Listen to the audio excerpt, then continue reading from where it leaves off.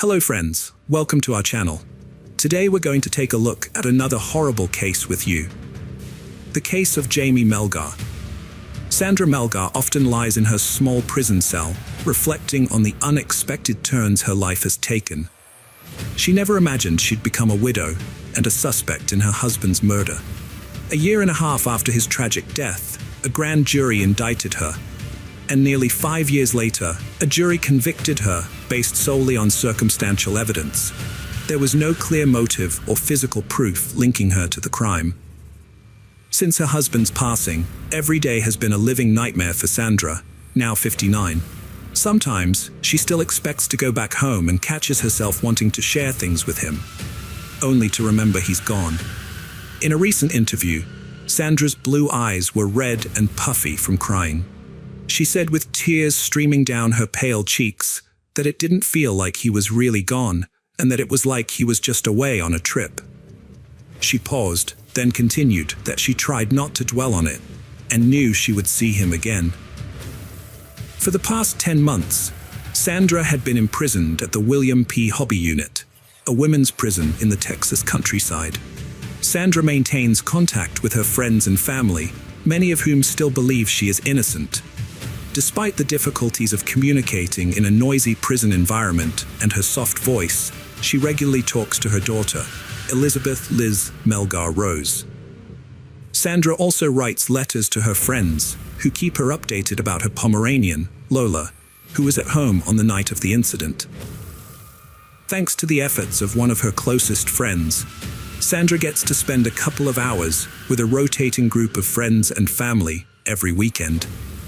Her daughter Liz is her biggest supporter, acting as her spokesperson and passionately arguing that her mother's imprisonment is a grave injustice that has deprived her of both parents. Liz mentioned that she had never seen her mother so broken and devastated, and that she had never been able to recover from that. Sandra's husband Jaime met a tragic end on December 23, 2012. Sandra has no memory of that night, which has raised suspicions among investigators. However, she maintains her innocence, insisting she did not commit the crime.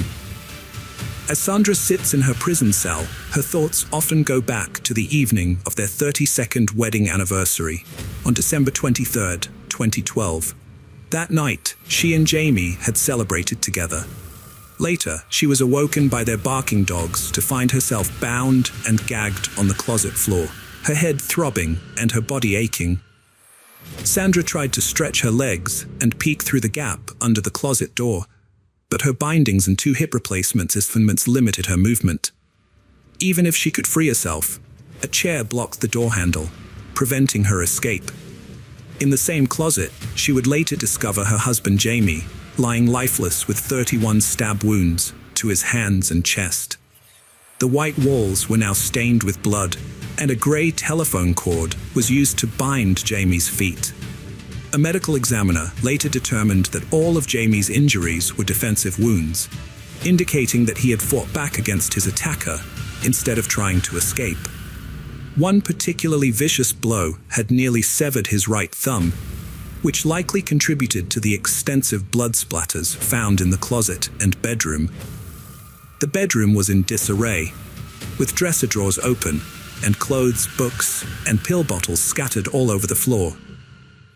Sandra's purse and wallet had been rummaged through, and their contents were strewn across the blood-stained white comforter on the bed. A small white medical stool at the foot of the bed had blood stains on it, suggesting that it had been used as a makeshift surface for a knife during the attack. Nearby, a wooden chair had blood dripping down its back. The jacuzzi bathtub, where Sandra and Jaime had celebrated their 32nd wedding anniversary just the night before, told a tragic story. A blood-stained white blouse, a green towel, and a silver chef knife with a 6-inch blade covered in blood droplets in every crevice were found in the bathtub, revealing the chilling details of the events that had unfolded. Police identified a knife as the murder weapon, a stark contrast to the joyful evening that had preceded it. Earlier that night, Sandra and Jaime had celebrated their 32nd wedding anniversary with dinner at their favorite Mexican restaurant, planning to continue the celebration in their jacuzzi with candles, cocktails, strawberries, and whipped cream. After more than 3 decades together, Jaime and Sandra remained deeply in love, as Sandra would later tell the authorities. They had met in their senior year at Lamar High School, where Jaime was immediately smitten with the 17-year-old Sandra, who had blue eyes and blonde hair. Sandra was drawn to his sense of humor, intelligence, and kind nature, while Jaime admired her intelligence, down-to-earth personality, and humility. Before long, they became extremely close, and 2 years after graduating from high school, they got married in a simple ceremony at a courthouse in downtown Houston. On their anniversary, Sandra and Jaime relaxed in their jacuzzi, reflecting on their past and future. They dreamed of traveling, visiting the Grand Canyon, Ireland, and seeing the Northern Lights. With Jaime's retirement from the Houston Independent School District approaching, they envisioned a beachfront property to settle down after their adventures. Sandra and her husband Jaime spent a romantic evening together, giving each other massages and relaxing in the jacuzzi. However, their peaceful night was interrupted by their dogs barking. Jaime got out of the bathroom to take care of the dogs, and that was the last time Sandra saw him alive. Meanwhile, Jaime's brother Herman was waiting outside the house, wondering why no one was answering the door. Herman and his family had been invited over for dinner, but Jaime and Sandra weren't responding to calls or the doorbell. Herman found it strange, especially since Jaime's truck was still in the driveway and Sandra's car was parked in the open garage. Herman told his family to wait by the front door while he went to the backyard to take a look. He noticed a plastic tarp hanging from the pergola on the back porch, which was evidence of Jaime's recent DIY project.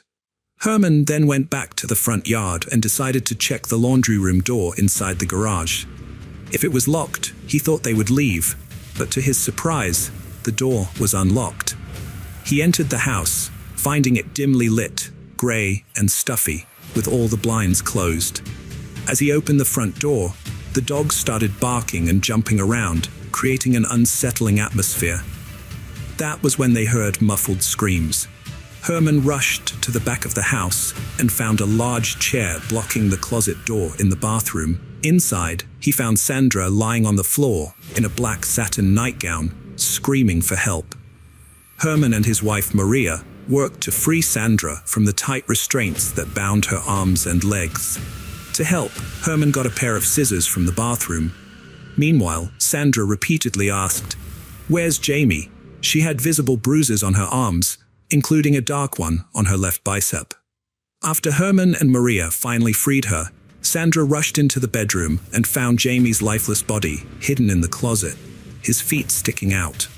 Despite it being clear that he was dead, given his cold, pale, and naked body, she still checked for a pulse. Sandra put a blue jacket on her injured husband Jaime, and with Maria's help, got him back to the bathroom. When the paramedics arrived, Sandra was extremely distraught, making it hard for her to talk to the first paramedic, Stephanie Roberts. According to Roberts' report, Sandra was in shock, crying periodically, and had lost track of time. Her last clear memory was around 1 a.m., and she was unaware that 15 hours had passed. The police noticed bruises on Sandra's hands and arms, as well as a small scratch on her left thumb, but no visible blood. Sandra told the police that after Jaime let the dogs in, she got out of the bathtub and went to her closet to get dressed.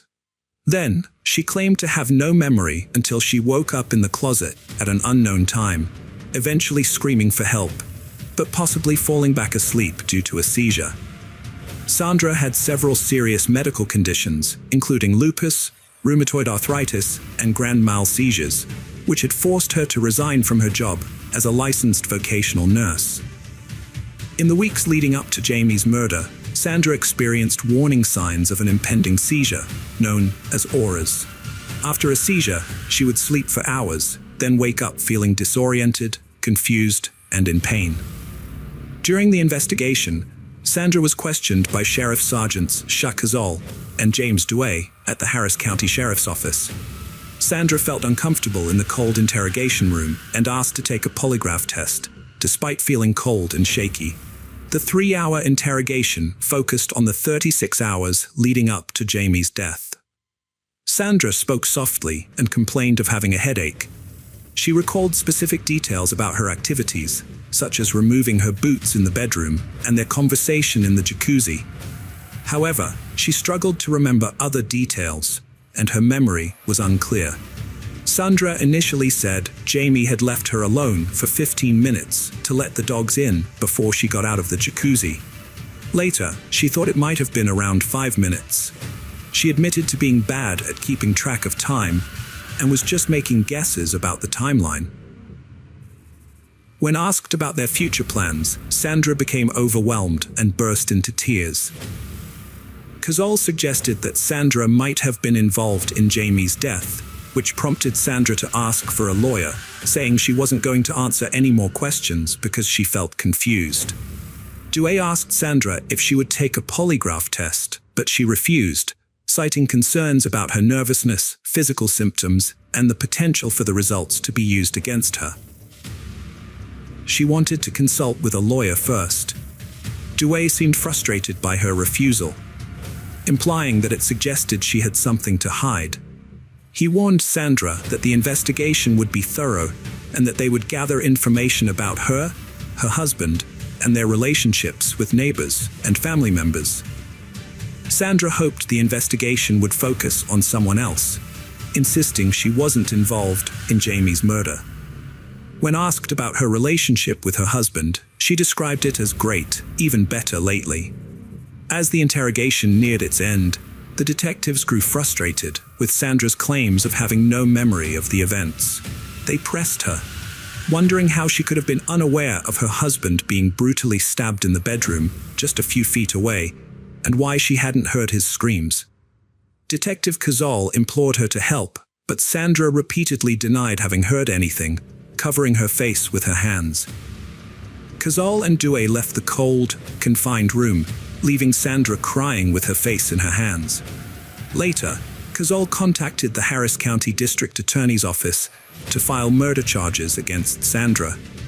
However, the DA's office ultimately decided not to pursue those charges due to a lack of evidence. 2 days after the murder, Liz met with Cazal and Douay, telling them that various items were missing from the house, including a TV and medication. She also shared information about her mother's health issues and seizures. Unfortunately, this meeting didn't lead to any significant breakthroughs in the case. Liz continued to call the authorities, asking about the progress of the investigation, but eventually, they stopped responding to her calls. A year and a half later, Sandra was quietly indicted for Jaime's murder by a grand jury. However, the grand jury proceedings were kept secret, leaving the public unaware of the discussions and evidence presented.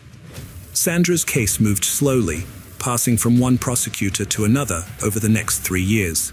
Finally, it landed on Colleen Barnett's desk in May 2017. Barnett was a seasoned prosecutor, with a reputation for being diligent and fair. Despite the challenges in the case, including no apparent motive, no confession, and no direct evidence linking Sandra to the crime, Barnett believed in the case. During the 13-day trial, Barnett portrayed Sandra as a calculating murderer who had planned Jaime's death. She claimed that Sandra had tied Jaime's feet with a gray telephone cord and then stabbed him with a knife. Barnett also highlighted the presence of a bag of sex toys found on the bed, which Sandra later claimed was a gag gift from a friend. Although Barnett couldn't pinpoint a motive for Sandra's actions, she presented various theories, including Jaime's life insurance policy and Sandra's supposed desire to end their marriage. Sandra's attorney, George Sechrist, presented a different perspective on the case, arguing that Sandra was a victim of investigators who had prematurely settled on a theory.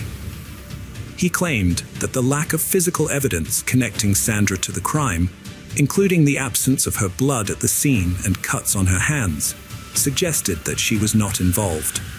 Instead, Sechrist proposed that Sandra had fallen prey to a home invasion, suffered a head injury, and was bound in her closet while intruders killed her husband. Prosecutor Barnett countered with expert testimony from Celestina Rossi, a blood spatter analyst and crime scene reconstructionist. Rossi testified that the crime scene did not match a home invasion scenario, citing the lack of forced entry, undisturbed dresser drawers, and a lit candle on Jamie's nightstand, indicating no struggle near the closet where Jamie was killed. The majority of the blood was confined to the closet, with spatter on a chair, medical stool, and comforter, which Rossi attributed to the injury to Jamie's artery. Rossi concurred with the medical examiner's report that Jamie's wounds were defensive and noted his loaded handgun near his body in the closet, untouched. This evidence, Rossi suggested, pointed to Sandra's guilt. The jury deliberated for 8 hours over several days before finding Sandra guilty of murder, sentencing her to 27 years in prison.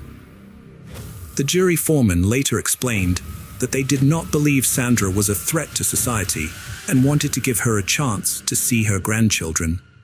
When the verdict was read, Sandra let out a shriek and nearly collapsed into her seat. The courtroom, filled with supporters who believed in her innocence, was left in stunned disbelief. As Sandra was escorted out of the courtroom, she paused to embrace her daughter Liz one last time. Liz was devastated, feeling that the justice system had failed her family, taking away both her parents. Sandra's supporters were outraged at Barnett, accusing her of manipulating Sandra's words, exploiting her religious beliefs, and fabricating a false narrative that led to her imprisonment. In contrast, the jury foreman stood by the verdict, believing Barnett's version of events was the most plausible. He found Sandra's story inconsistent, citing her changing account of their return home and the time Jamie spent in the jacuzzi before she retreated to her closet. He also questioned the authenticity of her seizure that night, referencing her medical records, which indicated stable seizures, and her visit to the neurologist after the murder, during which she made no mention of the alleged seizure. The foreman stated that the more he listened to Sandra's statements, the more he realized they didn't make sense. He believed the evidence pointed to her guilt, but acknowledged that the jury could be wrong. A month after the verdict, Sandra's lawyer, Seacrest, filed a motion for a new trial, arguing that the investigation was inept, and the prosecution's case was built on conjecture and hypotheses with no solid evidence. Seacrest contended that Sandra was innocent, but Judge Johnson denied the motion, setting in motion a potentially lengthy appeals process. Sandra, seated behind a glass partition, maintained her innocence, softly asserting that she did not kill her husband. When asked who might have committed the crime, she replied, "I wish I knew." She clings to hope for a future release, whether through a successful appeal or parole, which she will be eligible for in 2031, when she will be 71 years old. Friends, welcome to our channel. Today, we're going to take a look at another horrible case with you. The case of Elizabeth Smart. On June 5, 2002, 14-year-old Elizabeth Smart was sleeping in her bedroom in Federal Heights, Salt Lake City, Utah. She shared the room with her sister Mary Catherine, but their peaceful night was about to take a terrifying turn. A soft-spoken man, armed with a knife, climbed through their open window. This woke Mary Catherine, who pretended to be asleep, hoping to protect her sister. The man ordered Elizabeth to be quiet, threatening to harm her if she didn't comply. Terrified, Elizabeth put on her shoes and was taken outside. Mary Catherine waited 2 hours before waking their parents, Ed and Lois Smart. She told them someone had taken Elizabeth, but they didn't believe her at first, thinking she might be dreaming. However, after inspecting the bedroom and finding a cut window screen, they realized Mary Catherine was telling the truth. They immediately contacted the authorities, who arrived and questioned Mary Catherine about the kidnapper. Mary Catherine described the man as having dark hair on his head, arms, and hands. Although he spoke quietly, she recognized his voice as familiar, but couldn't remember where she had heard it before. The police used the Rachel alert system to broadcast information about Elizabeth's abduction to the public, seeking their help in finding her. As part of their investigation, the police looked into people who had toured the Smart family's home, which was for sale at the time. They also searched the family's computer to see if Elizabeth had interacted with anyone suspicious online. The day after the kidnapping, Ed and Lois Smart made a heartfelt appeal on national television, pleading for their daughter's safe return. The police searched all night for the suspicious individual, but couldn't find them, so they ruled out the tip as not credible. Another tip came from a milkman who claimed to have seen a man driving a grey Honda or Nissan on Elizabeth Street around the time of her disappearance. He wrote down the license plate number, but when the police checked, they couldn't find any information on it, so they dismissed the tip. The police investigation was complicated by the many people who showed up at the Smart residence soon after Elizabeth's abduction, which could have contaminated any potential evidence. They questioned a man who had contact with Elizabeth before her abduction, but he was released after they determined he wasn't involved. The search for Elizabeth continued, with over 20 volunteer pilots searching the Salt Lake area from the air, but they found nothing. Tracking dogs indicated they had smelled something in Red Butte Canyon, but the police search of that area yielded nothing. Elizabeth's father, Ed, was exhausted from the search and was hospitalized briefly, but he was determined to keep looking for his daughter. He and his wife, Lois, were barely holding on. But they believed Elizabeth was alive and would come home to them. Ed took a polygraph test to aid the investigation, and the police ruled out the possibility that Elizabeth had staged her disappearance or run away. Mark Claus, whose daughter was kidnapped and murdered, reached out to the Smart family to offer support and share his own experiences. He noted that the internet had helped spread the word about Elizabeth's disappearance, which increased the chances of finding her. The police received information about a man named Brett Michael Edmonds, who was seen in the area around the time of Elizabeth's abduction. They searched for him, but he had relocated to New Mexico and Texas. After a chase, they arrested a man they thought was Brett, but it turned out to be the wrong person. The police investigated a man who resembled a suspect in Elizabeth's case, but they determined he was not involved. Meanwhile, they found Brett Michael Edmonds in West Virginia, where he was hospitalized due to an overdose and liver failure. Despite his critical condition, Brett was conscious and able to speak, allowing the police to question him about Elizabeth's abduction. After interviewing him, the police cleared Brett as a suspect. The police then shifted their attention to Richard Albert Ritchie, a 48-year-old man who had worked at Ed Smart's home for 2 months the previous year. Ed Smart had hired Richard and even gave him a 1990 Jeep Cherokee in exchange for his labor, unaware that Richard had a long history of criminal offenses, including burglary, robbery, and attempted murder. Richard Ritchie denied any involvement in Elizabeth's abduction and claimed to have cooperated fully with the police, providing DNA samples and sitting through 26 hours of interviews. Despite an exhaustive search of his home, the police found no evidence linking him to the abduction. As the search for Elizabeth continued, the Smart family received a promising lead when a witness reported seeing a girl matching Elizabeth's description in Nebraska. However, after investigating the report, the police found no connection to Elizabeth's case. The Smart family remained hopeful but cautious, determined to find their daughter while acknowledging the possibility of false leads. They kept an open mind, knowing that every lead, no matter how promising, had to be thoroughly investigated before they could finally be reunited with Elizabeth. Richard Ritchie was accused of burglary, a second-degree felony, and theft, a Class A misdemeanor, for stealing items from a house in Federal Heights on April 4, 2001.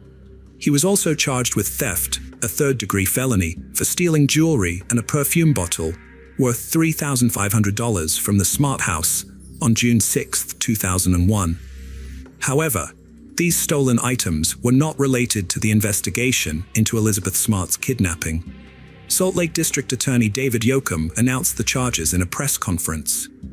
When Ed Smart confronted Richard Ritchie about the Smart House theft, Ritchie denied it and was subsequently fired. Unfortunately, the police investigation into Elizabeth's abduction suffered a setback in August 2002 when Richard Ritchie, their prime suspect, died from a brainstem injury that caused hemorrhaging. As Ritchie's condition worsened, he lost the ability to communicate or breathe on his own. His family eventually decided to remove him from life support to prevent further suffering. Although Ritchie's death presented a significant challenge to the investigation, the authorities continued their efforts to find Elizabeth Smart's abductor. The investigation into Elizabeth Smart's kidnapping was hindered when the prime suspect was ruled out, causing doubts about the viability of other leads. Around the same time, in August 2002, an 11-year-old girl was brutally attacked and sexually assaulted in her own bedroom. The severity of her injuries was shocking, with every bone in the middle of her face broken. She required surgery, but remained in critical condition. The police arrested a close friend of her father, Javier Sickler, and charged him with burglary, assault, and attempted murder. Sickler claimed to have knocked on the front door of the victim's home, but said he blacked out afterward. Despite initial similarities with Elizabeth Smart's abduction, the police investigated and determined that Javier Sickler was not involved in her kidnapping. As the months passed with no sign of Elizabeth Smart, the police investigating her abduction turned to unorthodox methods to find her. One approach involved consulting psychics who claimed to possess extrasensory perception that could provide clues about her whereabouts. The psychics told investigators that Elizabeth might be found in a crypt in the foothills above Salt Lake City. This lead prompted a Seattle-based company to come forward, stating that over a dozen of its members had pinpointed Elizabeth's body using a specialized psychic technique called technical remote viewing. According to the group, their psychic abilities revealed that Elizabeth had been killed shortly after her abduction. However, when officers searched the specified tomb, they found no evidence of Elizabeth's disappearance. In November 2002, Walter Kenneth Holloway was arrested after falsely claiming to be the kidnapper of Elizabeth Smart. He contacted the Smart family and the Salt Lake Police Department, demanding a $3 million ransom from Ed and Lois Smart in exchange for their daughter's safe return. Holloway threatened to harm Elizabeth if his demands weren't met. However, the police quickly discovered that Holloway was not involved in the abduction and was simply trying to extort money from the Smart family. They tracked him down to South Carolina and cleared him of any involvement in the case. Ed Smart was outraged by the extortion scheme, feeling that it wasted valuable police resources and distracted them from finding his daughter. In October 2002, Mary Catherine, Elizabeth's sister, had a sudden realization. The voice of her sister's abductor sounded like Emmanuel, a man the family had briefly hired to do some yard work and roofing a year earlier. However, the police had doubts about this lead because Emmanuel had only worked for the family for a short time. A lot of time had passed since the abduction, and Mary Catherine had only heard the abductor's voice briefly. Despite their skepticism, the family worked with a sketch artist to draw a picture of Emmanuel based on their descriptions. The sketch was finally released in February 2003 and was featured on several TV shows, including Larry King Live and America's Most Wanted. A relative of a man named Brian David Mitchell recognized the sketch and contacted the police, providing them with recent photos of him. These photographs enabled authorities to confirm that the sketch was an accurate representation of Brian David Mitchell. On March 12, 2003, two couples in Sandy, Utah spotted Brian David Mitchell with a woman and a girl. Recognizing him from news photos as Elizabeth Smart's abductor, they immediately called the police. Brian David Mitchell was accompanied by his wife, Wanda Barzee, when he was found with Elizabeth Smart. The police were quickly alerted and sent to the scene, where they safely rescued Elizabeth Smart and took Brian David Mitchell and Wanda Barzee into custody. After her rescue, Elizabeth's testimony revealed a disturbing account of her 9-month ordeal. She described being taken to a hidden encampment outside Salt Lake City, where she met Wanda Barzee, who played a significant role in her captivity. The camp was a makeshift shelter surrounded by dense foliage, carefully camouflaged to avoid detection. Elizabeth Smart described Wanda Barzee as initially caring and nurturing, offering comfort and warmth. However, as time passed, Barzee's behavior changed, and she began to exert control over Elizabeth. She forced Elizabeth to follow their unusual religious beliefs, insisting that she pray, read scriptures, and participate in religious rituals. One of the most distressing experiences Elizabeth endured during her captivity was being forced to marry Brian David Mitchell. Barzee threatened Elizabeth with physical harm if she refused to comply. The wedding ceremony, which Mitchell claimed was a symbol of eternal love, was actually a sham with no legal basis. It solely served as a means for Mitchell to assert his dominance over Elizabeth. After being forced into a marriage, Brian David Mitchell assaulted Elizabeth. He justified his actions by claiming to be a king, ordained to kidnap virgin brides to fight against the Antichrist. Mitchell believed Elizabeth was the first of many virgins he would abduct, and that she would join him in this fictional battle. During her captivity, Elizabeth suffered unimaginable abuse to prevent her escape. She was chained to a tree with a metal cable, restricting her movement outside her tent. This constant confinement made her feel trapped and helpless, unable to seek freedom. In addition to physical restraint, Elizabeth was also subjected to psychological manipulation. She was forced to take on a new identity, choosing the name Esther after the biblical figure. This name change symbolized the loss of her own identity and the control exerted over her by Mitchell and his accomplice, Wanda Barzee. Elizabeth suffered severe trauma during her captivity, particularly due to the frequent and repeated sexual assaults by Brian David Mitchell, which occurred multiple times a day. This abuse left her deeply traumatized and fearful. In addition to the sexual abuse, Elizabeth was forced to look at explicit materials, which further worsened her trauma and feelings of degradation. Moreover, she lived in constant fear of violence and death, as Brian David Mitchell regularly threatened to kill her. This perpetual state of fear and uncertainty amplified the abuse she endured, leaving her feeling utterly overwhelmed and powerless. To gain more control over Elizabeth, Mitchell would often force her to consume alcohol and drugs.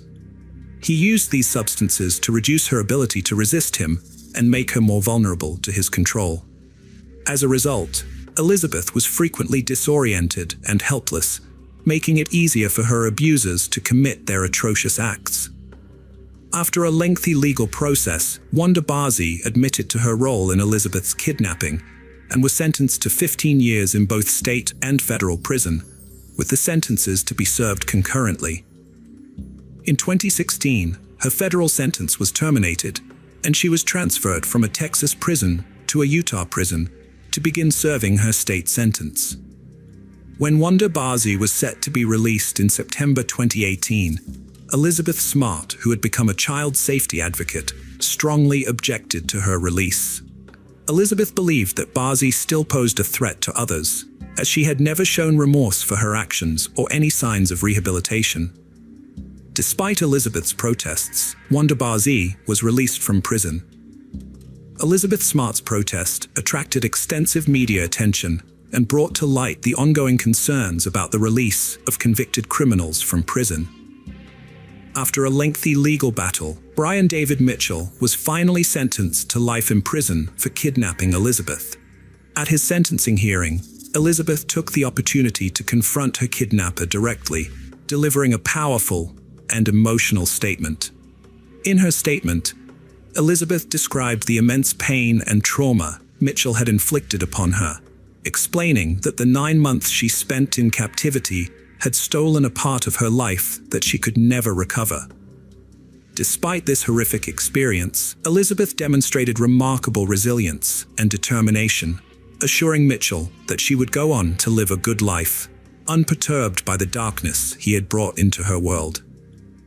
Hello friends, Welcome to our channel. Today we're going to take a look at another horrible case with you. The case of Chris Watts. Shanann Rzucek and Christopher Watts, both from North Carolina, met in 2012. Shanann was from Aberdeen and Chris was from Spring Lake. They tied the knot on November 3rd, 2012, but not everyone was thrilled about their union. Chris's parents, Cindy and Ronnie Watts, didn't attend the wedding, with Cindy later explaining that she didn't get along with Shanann and didn't like how she treated her son. A year after getting married, Shanann and Chris moved to Frederick, Colorado, marking a fresh start in their lives. They were excited to start a family and eventually welcomed two daughters, Bella Marie, born on December 17, 2013, and Celeste Catherine, Cece, born on July 17, 2015.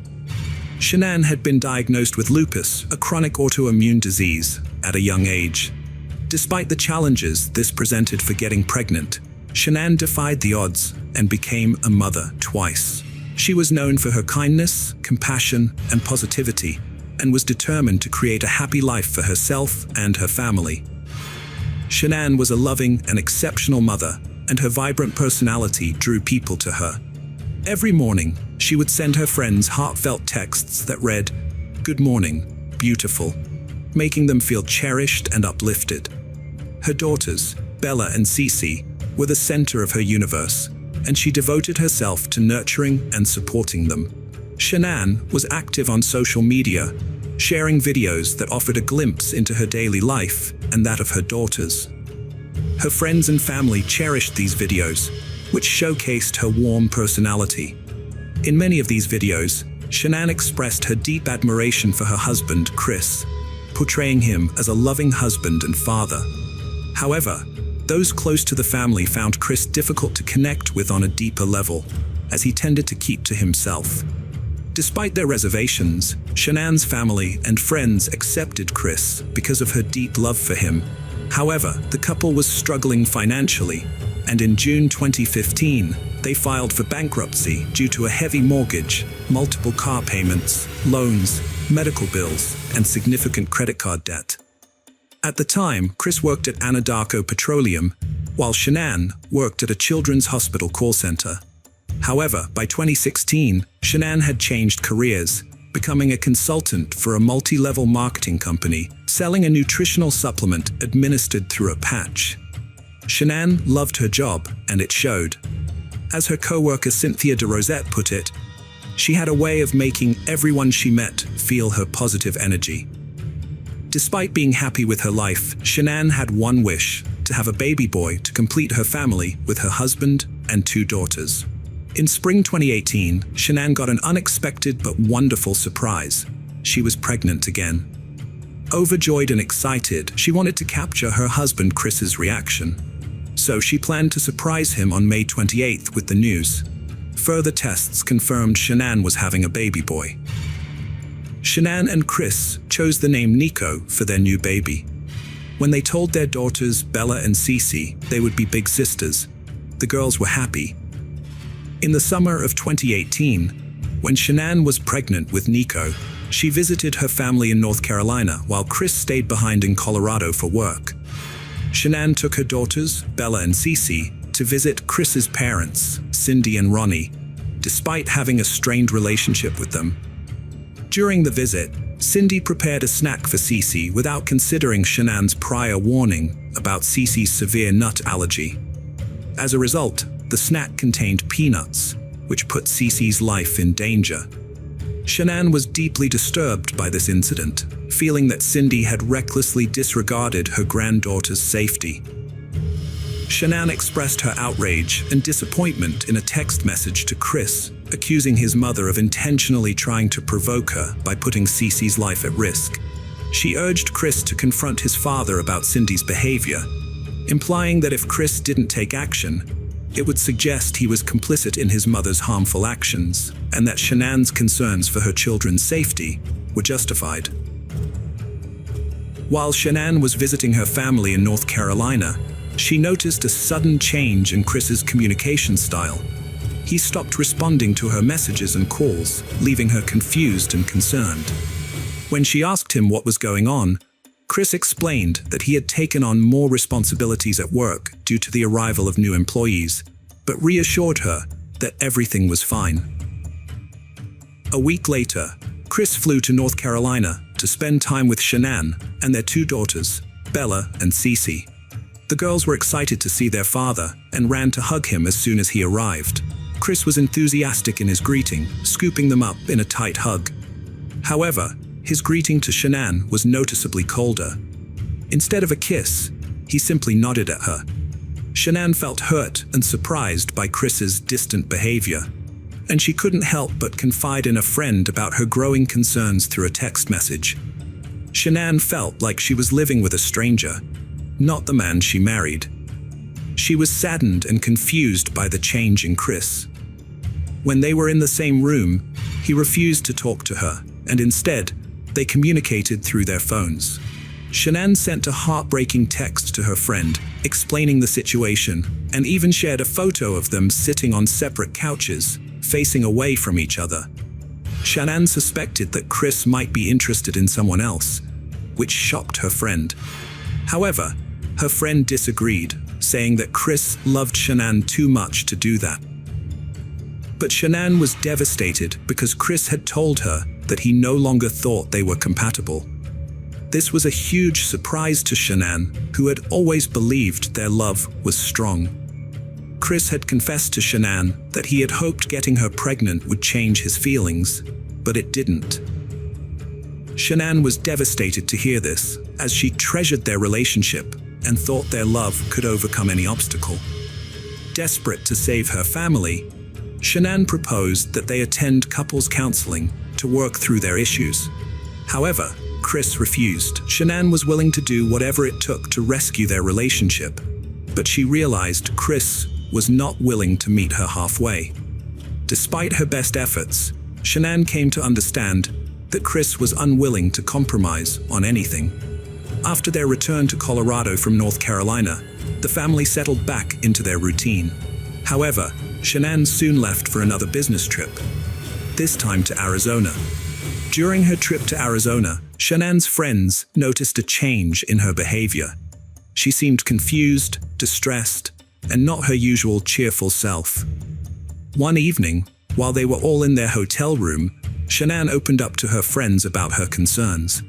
She told them that Chris had expressed doubts about their relationship and refused to go to couples therapy. On August 11th, while Shanann was still in Arizona, she received a notification on her phone about a restaurant charge on her and Chris's account. The amount of the charge raised her suspicions, and she wondered if Chris was having dinner with someone else. This made her feel uneasy and doubtful. When Shanann returned home from her trip on August 13th, her friend Nicole Atkinson drove her home. Their doorbell camera captured Shanann entering her house at around 1:48 a.m. The next morning, Shanann's friends became worried when they didn't receive their usual good morning messages from her.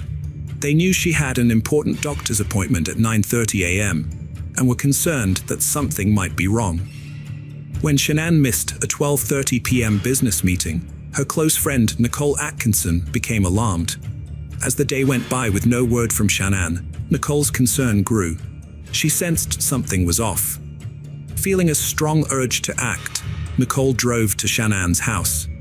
As she arrived, she felt a knot in her stomach. Shanann's van was parked in the garage, and her daily shoes sat by the front door.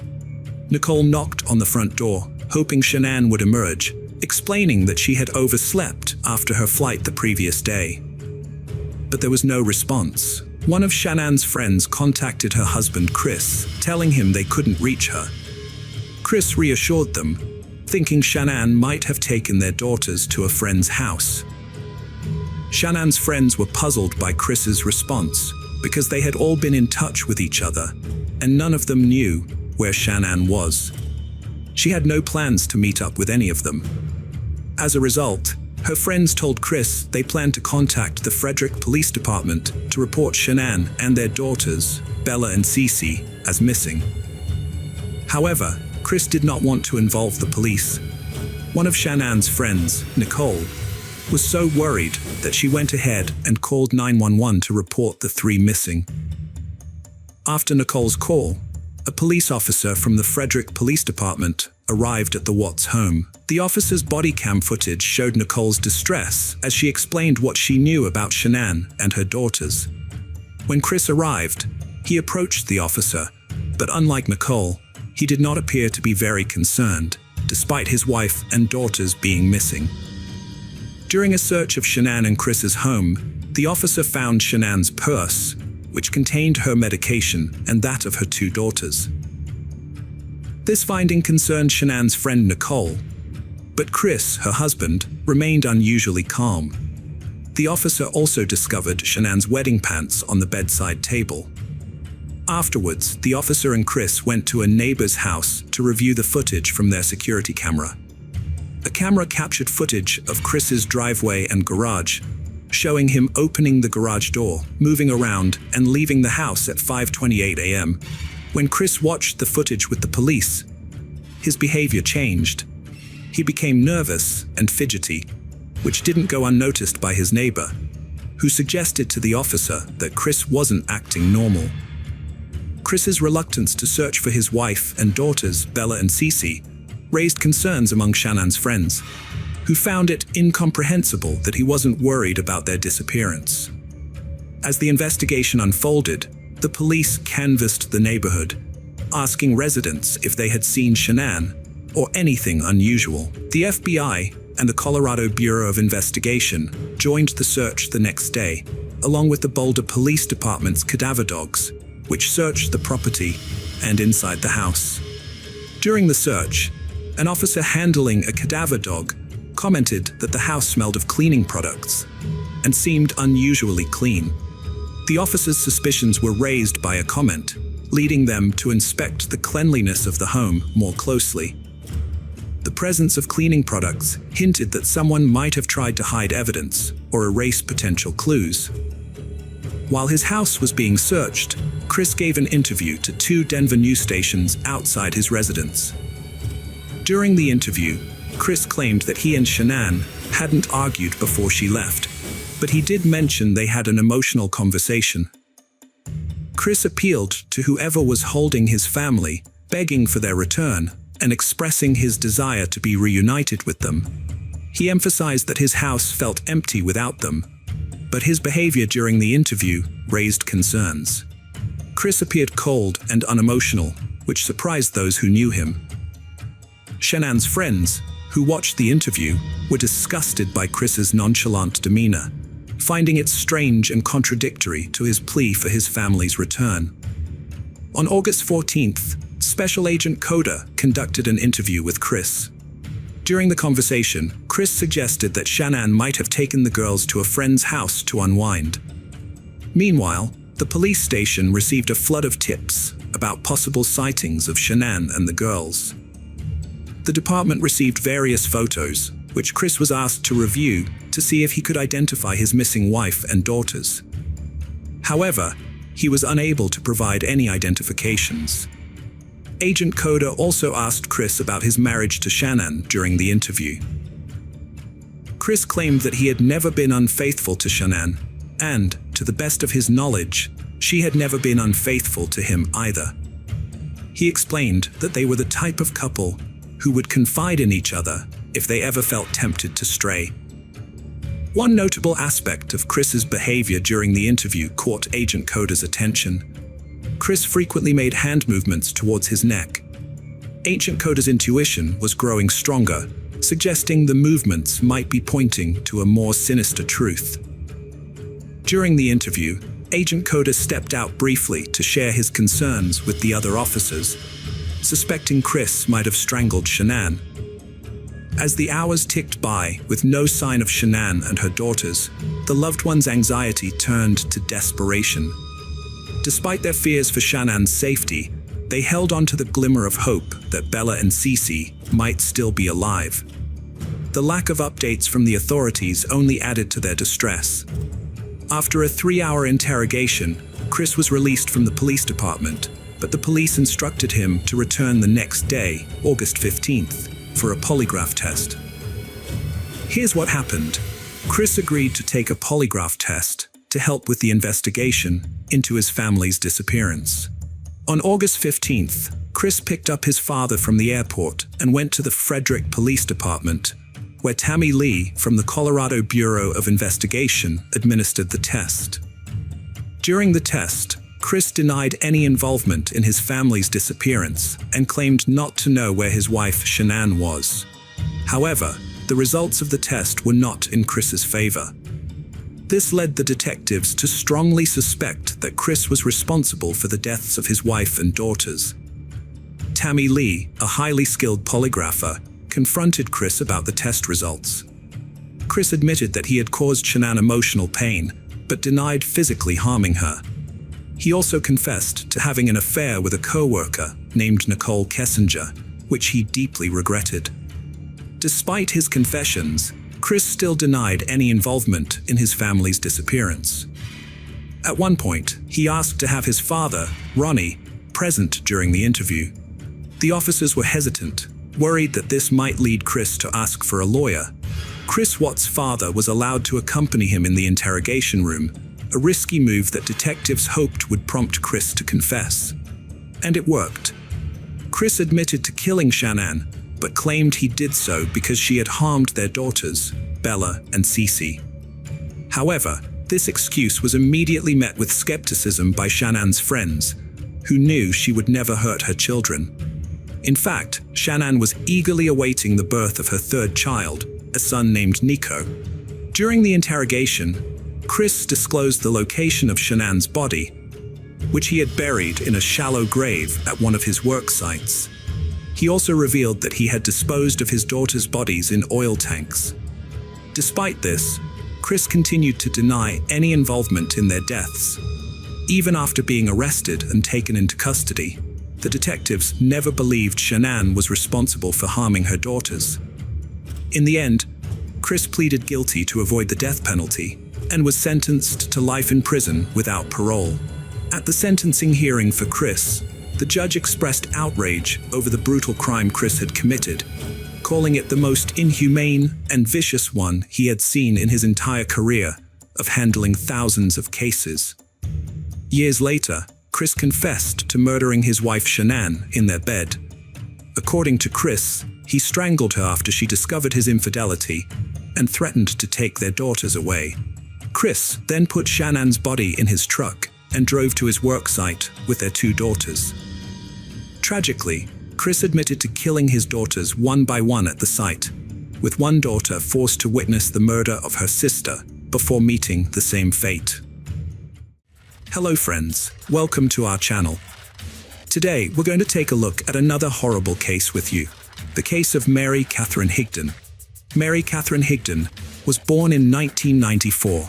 Mary was a lively and cheerful child who loved making people laugh with her humor, impressions, and playful antics. She had a special bond with her pet frog, which she'd often take on walks around town. Mary was an outdoorsy person who enjoyed exploring nature and appreciating its beauty. She was also passionate about performing, often putting on shows for her family that showcased her creativity and imagination. Her family saw great potential in her and thought she had a bright future ahead. As she grew older, Mary developed a strong interest in firearms. She learned to handle guns responsibly and appreciated their power. She became a skilled marksman and continued to develop her skills. During her high school years, Mary met her partner, Stephen Freeman, who would become the love of her life. Stephen was born on January 1st, 1995, in Griffin, Georgia, where he grew up with his parents and brother.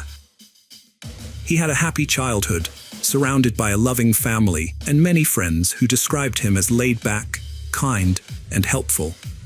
Stephen enjoyed spending time outdoors and exploring nature. Stephen was particularly close to his parents, but he shared a special bond with his mother. When she graduated from college after returning to school, Stephen wrote her a heartfelt letter expressing his admiration for her achievement. In the letter, he praised her hard work and determination, saying he looked up to her every day and loved her more than words could say. Stephen had immense respect and appreciation for his mother, which was clear in the way he spoke about her. After meeting in high school, Stephen and Mary Catherine formed a strong bond, united by their passion for outdoor activities like hiking, camping, fishing, and hunting. Their shared love of nature became the foundation of their robust relationship. After graduating from high school, the couple decided to take the next step by moving in together in Griffin, Georgia. Living together in their own space thrilled Mary Catherine and Stephen. What's more, Stephen's mother welcomed Mary Catherine into their family, treating her like a daughter. Every Sunday, the couple would visit Stephen's parents for a big family dinner, a tradition that brought them all closer together and solidified Mary Catherine's place within the family. Stephen's friends were initially hesitant about his relationship with Mary Catherine, but as they got to know her better, they began to appreciate her positive influence on Stephen's life. They saw how happy and joyful she made him, and they admired her enthusiasm for the outdoors. Stephen and Mary Catherine had different occupations. Stephen worked as a metal worker, specializing in roof repairs. Mary Catherine, on the other hand, had two part-time jobs. She worked as a teacher's assistant at St. George's Episcopal School, a preschool in Milner, Georgia. Additionally, she was employed at a sporting goods store where she sold guns. Interestingly, one of Stephen's close friends, Thomas Skinner, was also a colleague of Mary Catherine's at the sporting goods shop. Mary Catherine learned about basic gun safety while working at a sporting goods store, which taught her how to properly hold, load, and shoot a gun. Similarly, Stephen was enthusiastic about firearms and owned several shotguns and rifles that he used for hunting and target practice. He also kept a Glock 42 handgun at home for self-protection. After 5 years together, Mary Catherine and Stephen were still living in their apartment in Griffin, Georgia, by the summer of 2018. However, their relationship took a tragic turn on August 1st when Mary Catherine made a distressing 911 call, marking the end of their high school romance. Mary Catherine frantically called the dispatcher, screaming that she had accidentally just shot her boyfriend.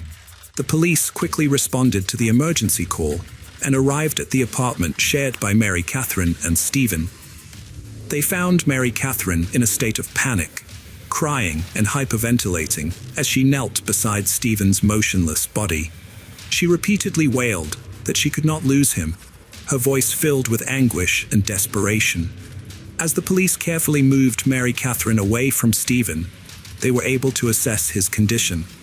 They discovered that he had been shot in the chest, but miraculously, he was still alive. The police immediately called for an ambulance to rush Stephen to the nearest hospital. At the emergency room, a team of skilled doctors worked to save Stephen's life. Despite their best efforts, his condition continued to worsen. Unfortunately, the severity of his injury ultimately proved fatal, and Stephen succumbed to his wounds. After Stephen was taken to the hospital, Mary Catherine accompanied the police to the station for a formal interview. Mary Catherine explained what happened on the night she accidentally shot Stephen. She said she was giving him the gun because he normally kept it beside his bed for safety. However, she clarified that they never loaded the chamber of their guns at home. During the police questioning, officers detected the smell of alcohol on Mary Catherine's breath. As they pressed her for more information, her story changed. Initially, she said she handed Stephen the gun, but later claimed she tossed it to him. The police was skeptical of her changing story, knowing that a gun wouldn't fire randomly just because it was tossed. Someone had to pull the trigger. The police investigation revealed that Mary Catherine must have been pointing the gun directly at Stephen's body for the bullet to have struck where it did, given the location of his gunshot wound. During her interview, Mary Catherine admitted, "I did it out of anger." But unfortunately, the recording equipment malfunctioned at that exact moment, and her words were inaudible. Despite the missing recording, the police still had strong evidence pointing to Mary Catherine's intention to harm Stephen. At the couple's apartment, they found signs of an intense argument, including scattered food throughout the house. Additionally, Police records showed that officers had responded to 5 domestic disturbance calls at the couple's residence in the past year.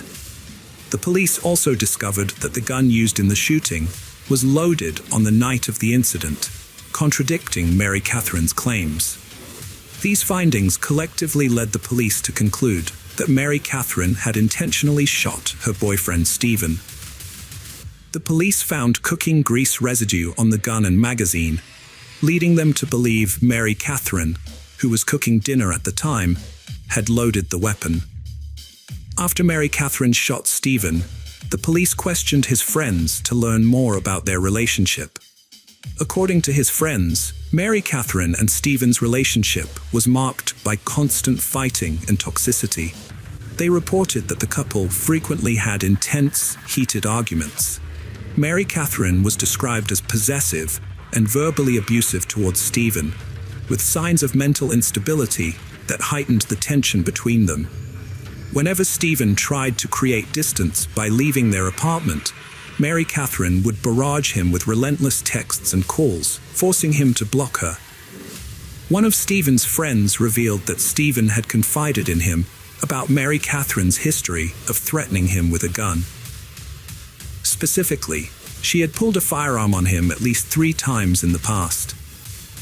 Despite this, Stephen chose not to report these incidents to the authorities because he was worried about Mary Catherine getting into trouble. Stephen's friends stressed that his top priority was always Mary Catherine's well-being, even when it put his own safety at risk. When Stephen's friends learned that Mary Catherine had accidentally shot him, they were skeptical because they knew she was knowledgeable about handling firearms. In fact, just 3 months prior to the shooting, Stephen had texted a friend to say that Mary Catherine was running wild outside, screaming and attempting to shoot both him and herself. Stephen told a friend that Mary Catherine had previously pointed a gun at him, but the latest time, her eyes frightened him, making him think she might actually pull the trigger. By July 2018, Stephen was exhausted with Mary Catherine's behavior and considered leaving her. In July, Stephen planned to secretly move to another town while Mary Catherine was out, without telling her. He was afraid of how she might react if she knew he was leaving. Just 2 days before Mary Catherine fatally shot Stephen, the police found a series of revealing text messages from July 30th. The conversation started with Stephen sending Mary Catherine a friendly message. "Good morning, beautiful. Don't forget." Mary Catherine responded with, "Have a great day." Stephen replied, "You too. Love you." However, the night of July 31st, Stephen avoided Mary Catherine's texts and calls, as they were in the middle of a fight, and instead spent the evening at a friend's house. On the night of August 1st, Mary Catherine was at home preparing dinner when she realized Stephen wasn't there. She contacted Stephen's mother, who told her that he was with his friend. Angry and feeling betrayed, Mary Catherine drove to his friend's house, determined to confront Stephen. When she arrived, she saw Stephen sitting in the passenger seat of his friend's truck. Mary Catherine pulled up alongside and began yelling at Stephen, who tried to calm her down, promising to come home soon. Although Stephen's friends claimed that Mary Catherine had pointed a gun at Stephen on multiple occasions, Mary Catherine vigorously denied these allegations. She maintained that she never pulled a gun on Stephen. However, Mary Catherine did admit to having threatened to take her own life with a gun on several occasions. In a later interview, Stephen's mother shared her insight, believing that one of the main reasons Stephen stayed with Mary Catherine for so long was because she frequently threatened to harm herself.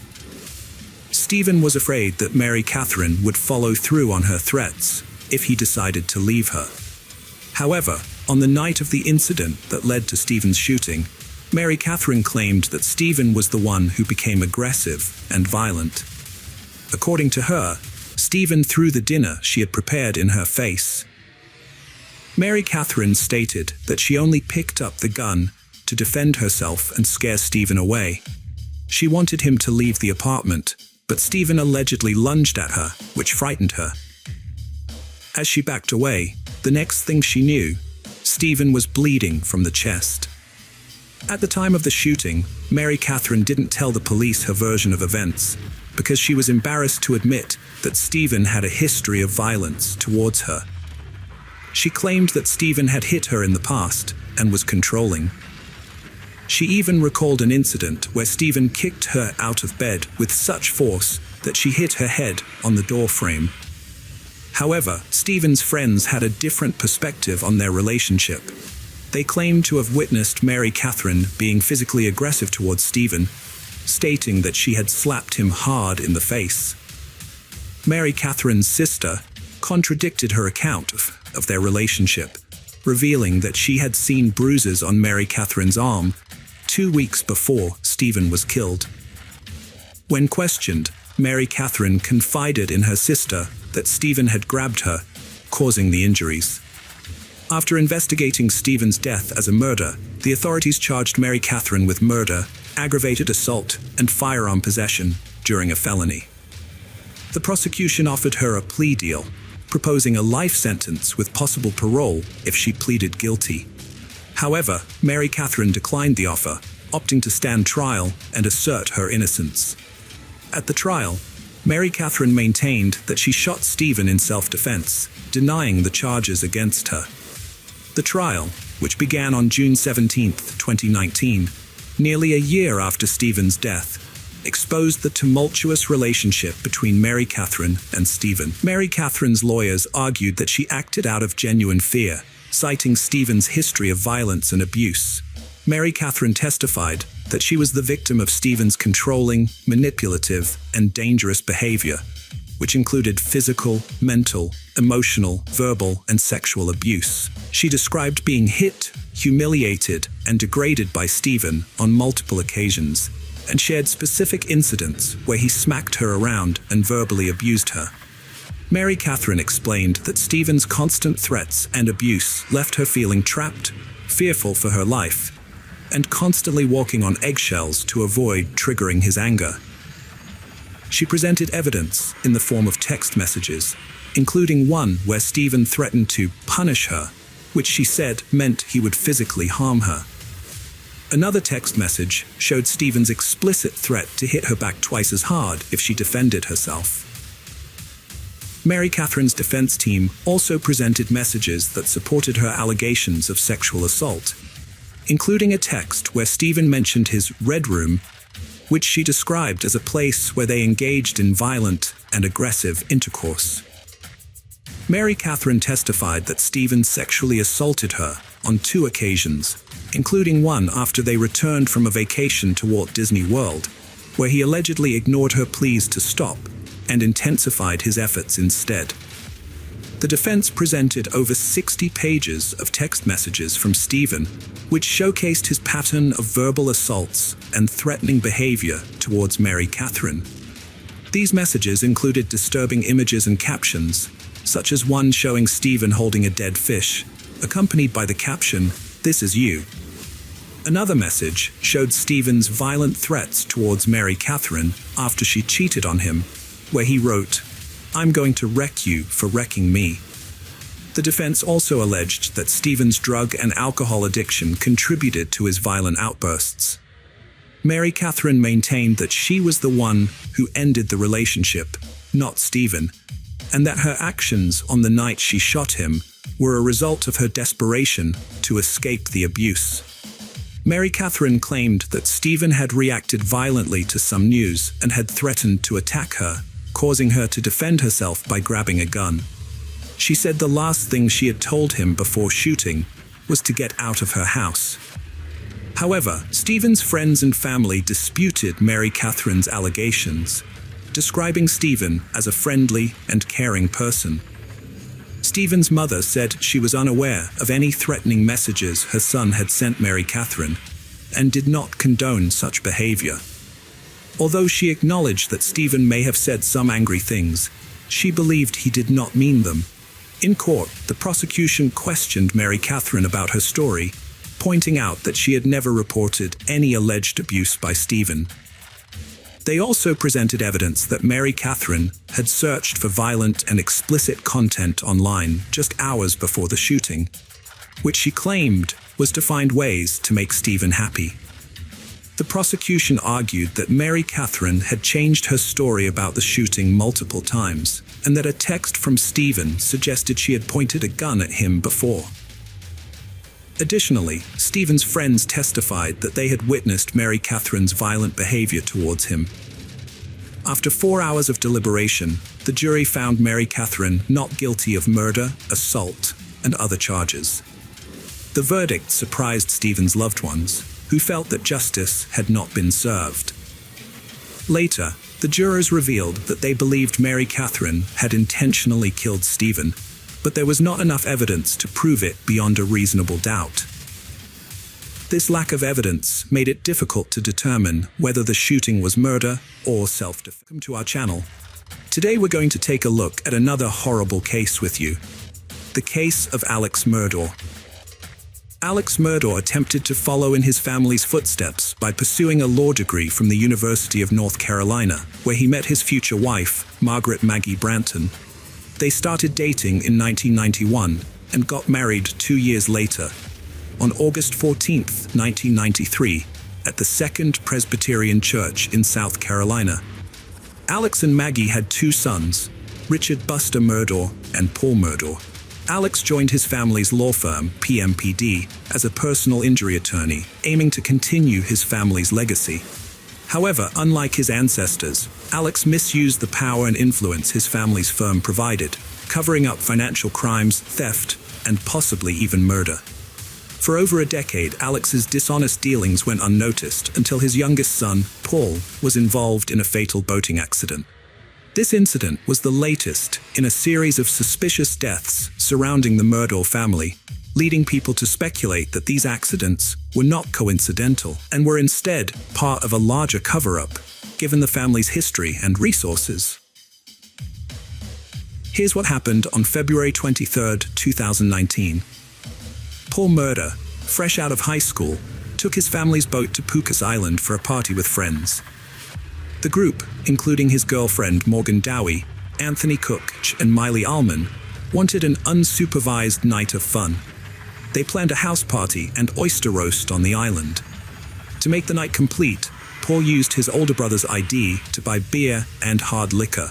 They left the Murdaugh River House around 7 p.m. and continued partying until midnight. Feeling restless, Paul suggested driving the boat to downtown Beaufort, where he and his friend Connor had 2 rounds of shots at around 1 a.m. As they headed back to the boat, a surveillance camera caught a tender moment between Anthony and Mallory. Paul, who was heavily intoxicated, started acting strangely on a boat ride with friends. At 1:15 a.m., the group got back on the water, but things quickly spiraled out of control. Paul drove the boat in circles, showing signs of intoxication, and got into an argument with the others. Anthony wanted to get out on a nearby rock, but Paul refused. GPS footage later showed that the boat's speed increased at some point. Although Paul denied deliberately speeding up, he was in control of the wheel. The boat crashed into Arrow Creek Bridge at 2:20 a.m., throwing Mallory into the water. The others were severely injured. Connor broke his jaw, and Morgan's hand was badly hurt. Connor called 911, and help arrived soon after. When the deputy sheriff arrived, he saw blood in the main compartment and a large split in the hull from the impact. All the teenagers involved were extremely drunk, and everyone except Anthony required hospital treatment. Paul refused treatment despite being extremely agitated and having a blood alcohol level of 0.243, significantly higher than the legal limit. The search for Mallory's body took 8 days, and she was found to have died from a combination of blunt force trauma to the head and drowning. Despite multiple eyewitnesses stating that Paul was out of control while driving the boat, he was not arrested or charged. This led to rumors that Alex Murdaugh had used his influence to protect his son from justice. In March 2019, the Murdaugh family was served with a wrongful death lawsuit. Mallory's family alleged that Paul's mother, Maggie, was aware that her son was drunk when they went boating and that Buster had helped them obtain fake IDs to buy alcohol. Paul was finally charged with 3 felonies on April 18, 2019, but he never made it to court because he died before his trial. A series of mysterious deaths have been linked to the Murdaugh family. One incident involved Stephen Smith, a gay teenager, who was found dead on July 8, 2015. His official cause of death was blunt force trauma to the head, and it was initially ruled a hit-and-run incident with no suspect arrested. However, Stephen's mother believed he was the victim of a hate crime. There were rumors that Stephen was in a relationship with Alex Murdaugh's oldest son, Buster, and that Buster might have been involved in Stephen's death. Gloria Satterfield, the Murdaugh family's longtime housekeeper, died on February 26, 2018, due to complications from a severe head injury. Alex Murdaugh claimed that his dogs had caused her to trip and fall, but there was no autopsy to confirm this account. The case was reopened on March 22, 2023, and it was revealed that Gloria's death was actually a murder, although no suspects have been named. Alex Murdaugh's family was involved in a wrongful death lawsuit after his housekeeper, Gloria Satterfield, died in 2018. The lawsuit resulted in a $4.3 million insurance policy settlement, but the money never reached Satterfield's sons. Instead, Murdaugh allegedly conspired with his friend Corey Fleming, a lawyer and godfather to one of Murdaugh's sons, to steal the payout. The money was diverted to Murdaugh's bank account, and the Satterfield family was never notified. Satterfield's sons filed a new civil lawsuit against Murdaugh in September 2021. On the same day, state investigators opened a criminal investigation into Satterfield's death, citing inconsistencies in the coroner's report. The Satterfield family allowed authorities to exhume Satterfield's body for further investigation. Meanwhile, Murdaugh was facing numerous financial and embezzlement charges. He was allegedly involved in a money laundering and painkiller ring with his distant cousin Curtis Smith, which lasted from 2013 to 2021. On September 4, 2021, Murdaugh orchestrated a scheme in which Smith shot him in an attempt to collect a $10 million life insurance policy. However, the bullet only caused superficial injuries, and Murdaugh was able to call 911 himself. Days later, Murdaugh confessed to the scheme and was charged with insurance fraud, conspiracy to commit insurance fraud, and filing a false police report. He surrendered himself and was taken into custody. 2 days later, he announced his resignation from his family's law firm and entered rehab. However, it was soon revealed that Murdaugh had misappropriated $792,000 from his law firm. His law license was indefinitely suspended in September 2021. Investigators continued to uncover numerous financial crimes, tax evasions, and embezzlements committed by Murdaugh. After leaving rehab, Murdaugh was arrested again and charged with 2 felony counts of obtaining property by false pretenses. He was denied bond and later indicted on 27 counts of financial misconduct, accused of stealing money from clients, lawyers, and the Satterfield family. Alex Murdaugh faced additional charges on December 9, 2021, with 21 new counts added to the existing 27, bringing the total to 48. The charges included forgery, money laundering, computer crimes, breach of trust, and obtaining signature or property by false pretenses. It was estimated that Murdaugh had stolen over $6.2 million from his victims. The state's investigation into his business dealings took months, with new charges emerging almost daily. By June 2022, the charges against him had risen to 81, and by the time he was formally disbarred on July 13, 2022, he faced 84 criminal charges and 11 lawsuits. One of the victims' mothers filed a legal claim against the estates of Margaret and Paul Murdaugh, raising questions about the character of the once prominent attorney. Could he be hiding something even more sinister, such as the murder of his wife and son? What could have been his motive? The South Carolina Law Enforcement Division, SLAD, revisited the double murder case, considering new information gathered during the investigation into Murdaugh's financial crimes. They discovered that Alex and Maggie Murdaugh's marriage was troubled, and Maggie was living apart from her husband at their beach home on Edisto Island. Maggie's sister, Marion Proctor, told law enforcement that Maggie had not planned to see Alex on the night of the murders. Alex had asked Maggie to meet him at the family's hunting lodge, where she and her younger son were later found shot dead near the dog kennels. Alex claimed to have taken a long nap before leaving to visit his ailing mother, who suffered from dementia. He stated that he was away for 45 minutes to an hour and a half and found his wife and son dead upon his return. However, law enforcement suspected that Alex's timeline was questionable and lacked a clear motive for the murders. The investigation revealed that weeks before the murder, the state grand jury had subpoenaed Alex Murdaug's finances, which threatened to expose his financial wrongdoings. Additionally, his law firm had discovered his misappropriation of company funds, and he was confronted about it on June 7, 2021, the day of the murder. State authorities believed that the financial pressure had pushed Alex to hatch a plan to divert attention from his crimes and garner sympathy in the public eye. 13 months after the fatal shooting, Alex Murdaugh was charged with the murders of his wife and son. The prosecutor alleged that Murdaugh had shot and killed his wife and son at close range with a shotgun and an AR-style rifle. The murder weapons were never found. Murdaugh's defense team argued that two shooters were involved due to the different weapons used. Expert witness testimony suggested that the shooter was likely between 5'2" and 5'4" tall, which ruled out Alex Murdaugh as a suspect due to his 6'4" height. However, under cross-examination, the expert admitted that there were other possible explanations for the bullet trajectory beyond the shooter's height. The investigation revealed that Maggie was shot with .300 blackout ammunition from an AR-style rifle, and a box of this ammo was found at the Murdaugh family estate. Prosecutors argued that Alex killed his wife and son to gain sympathy and avoid accountability for his financial crimes. Alex's lawyers countered that this didn't make sense, as it would only shift attention to himself and put him in the spotlight of a murder investigation.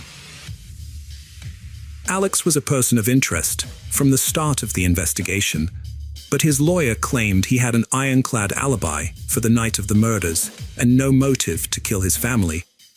Prosecutors presented two videos taken on the night of the murder, which appeared to show Alex wearing different shirts.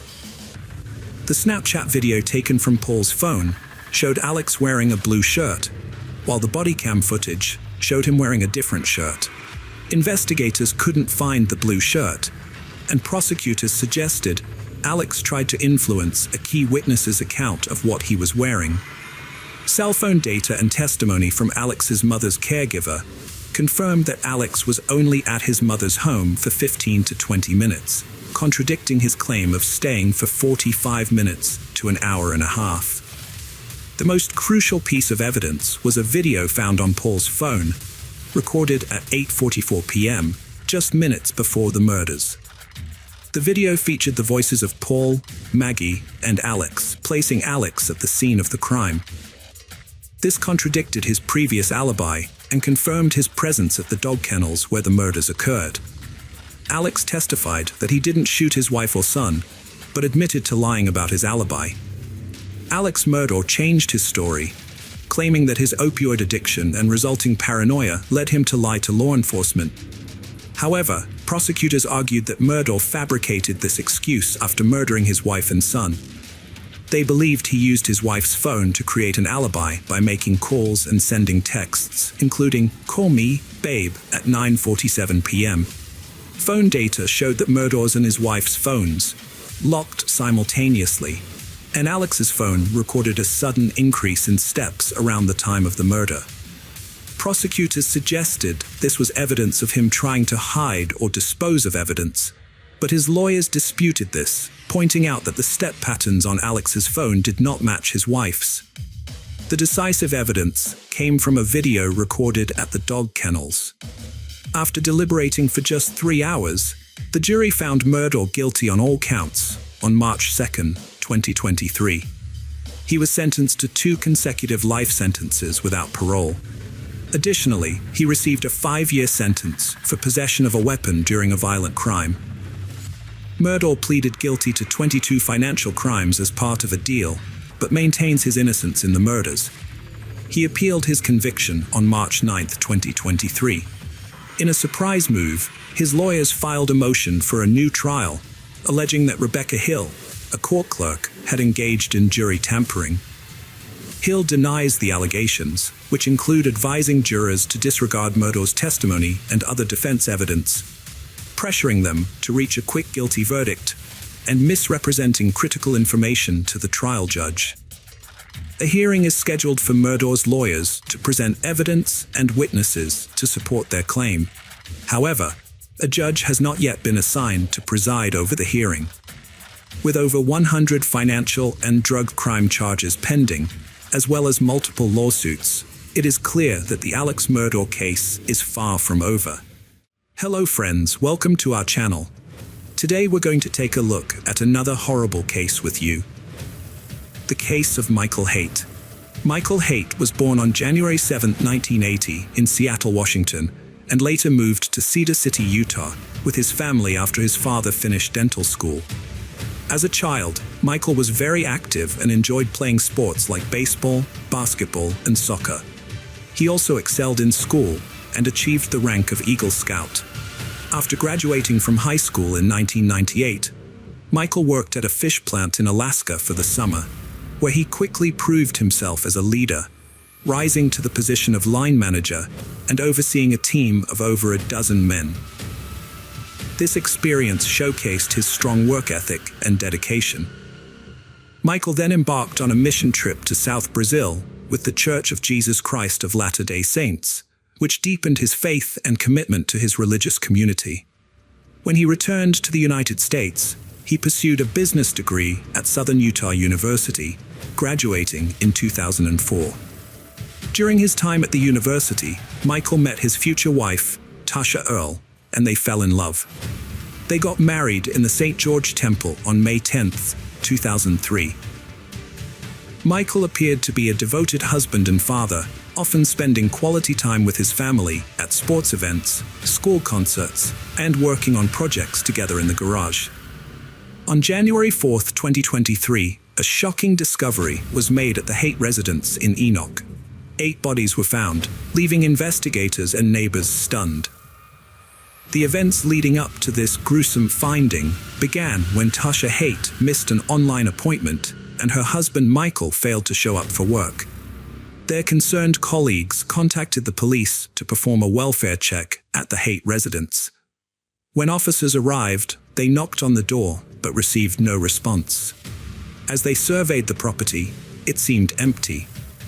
Considering the Haight's had 5 children, the police reached out to the Iron County School District to check if any of the kids were in school that day. However, it was found that none of the children were present. Before entering the home, the police cleared the premises to ensure it was safe to do so. After a thorough search, authorities confirmed that no one required medical attention and there was no active threat. The Haight's single-story residence with a basement was declared a crime scene, and detectives arrived shortly after. In the main bedroom, detectives found 4-year-old Gavin lying on his stomach, his head turned to the left, with one arm under his head on a pillow and a blanket covering part of his body. Tasha, Gavin's mother, was also partially covered by the blanket. On the other side of the bed, detectives found an older woman, later identified as Gail Earle, Tasha's mother, lying on her back with her head resting on a pillow and partially covered by a blanket, similar to her daughter and grandson. In Bry's room, the 12-year-old girl was found lying in bed, slightly inclined and partially covered with a blanket.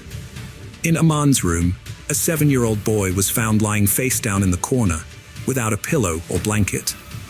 His twin sister Sienna was discovered in her bedroom, lying on her left side in bed, with her head on a pillow and covered with a blanket. The eldest child, 17-year-old Macy, was found in her bed, with her head on a pillow and her body covered with a blanket. In the exercise room of the basement, the detectives found Michael Haight lying on top of a sleeping bag. Sadly, all 8 family members were found dead from gunshot wounds. It quickly became clear to the detectives that Michael Haight was the main suspect, and they believed he had killed his wife, mother-in-law, and 5 children before taking his own life. When detectives started investigating, a neighbor provided vital information that helped them reconstruct the crime's timeline. The neighbor told police she woke up at 3:30 a.m. to use the bathroom, and as she left her room, heard a loud bang that sounded like fireworks. However, realizing it was after the allowed date for fireworks in the neighborhood, she felt annoyed rather than alarmed by the noise. The neighbor reported hearing an initial loud bang, followed by 2 more in quick succession, then a short pause, another bang, and a longer pause before the final bang. Based on this testimony and the condition of the 8 bodies found inside the house, the detective inferred that the loud noises heard around 3:30 a.m. were directly connected to the events that unfolded that night, leading them to believe that Michael Haight committed the brutal killings during this time frame. During the investigation into the Haight family murders, detectives discovered a 2020 report from an unnamed individual who had notified the Utah Division of Child and Family Services about abuse in the Haight household. According to the report, 14-year-old Macy had confided in this individual about her fear of her father, sparking a further investigation. The authorities then interviewed Macy and her parents separately. During Macy's interview, she revealed disturbing information. Her father had choked her on multiple occasions, and she lived in fear of being killed by him. She reported that the violent attacks began in 2017 and recounted an incident where her father grabbed her by the shoulders and pushed her into a wooden piece of furniture. Michael Haight denied hurting his daughter when questioned by detectives, passing off the incidents as misunderstandings and attributing his emotional state to his father's recent death and his brother's divorce. He claimed to have taken out his frustrations on his older daughter.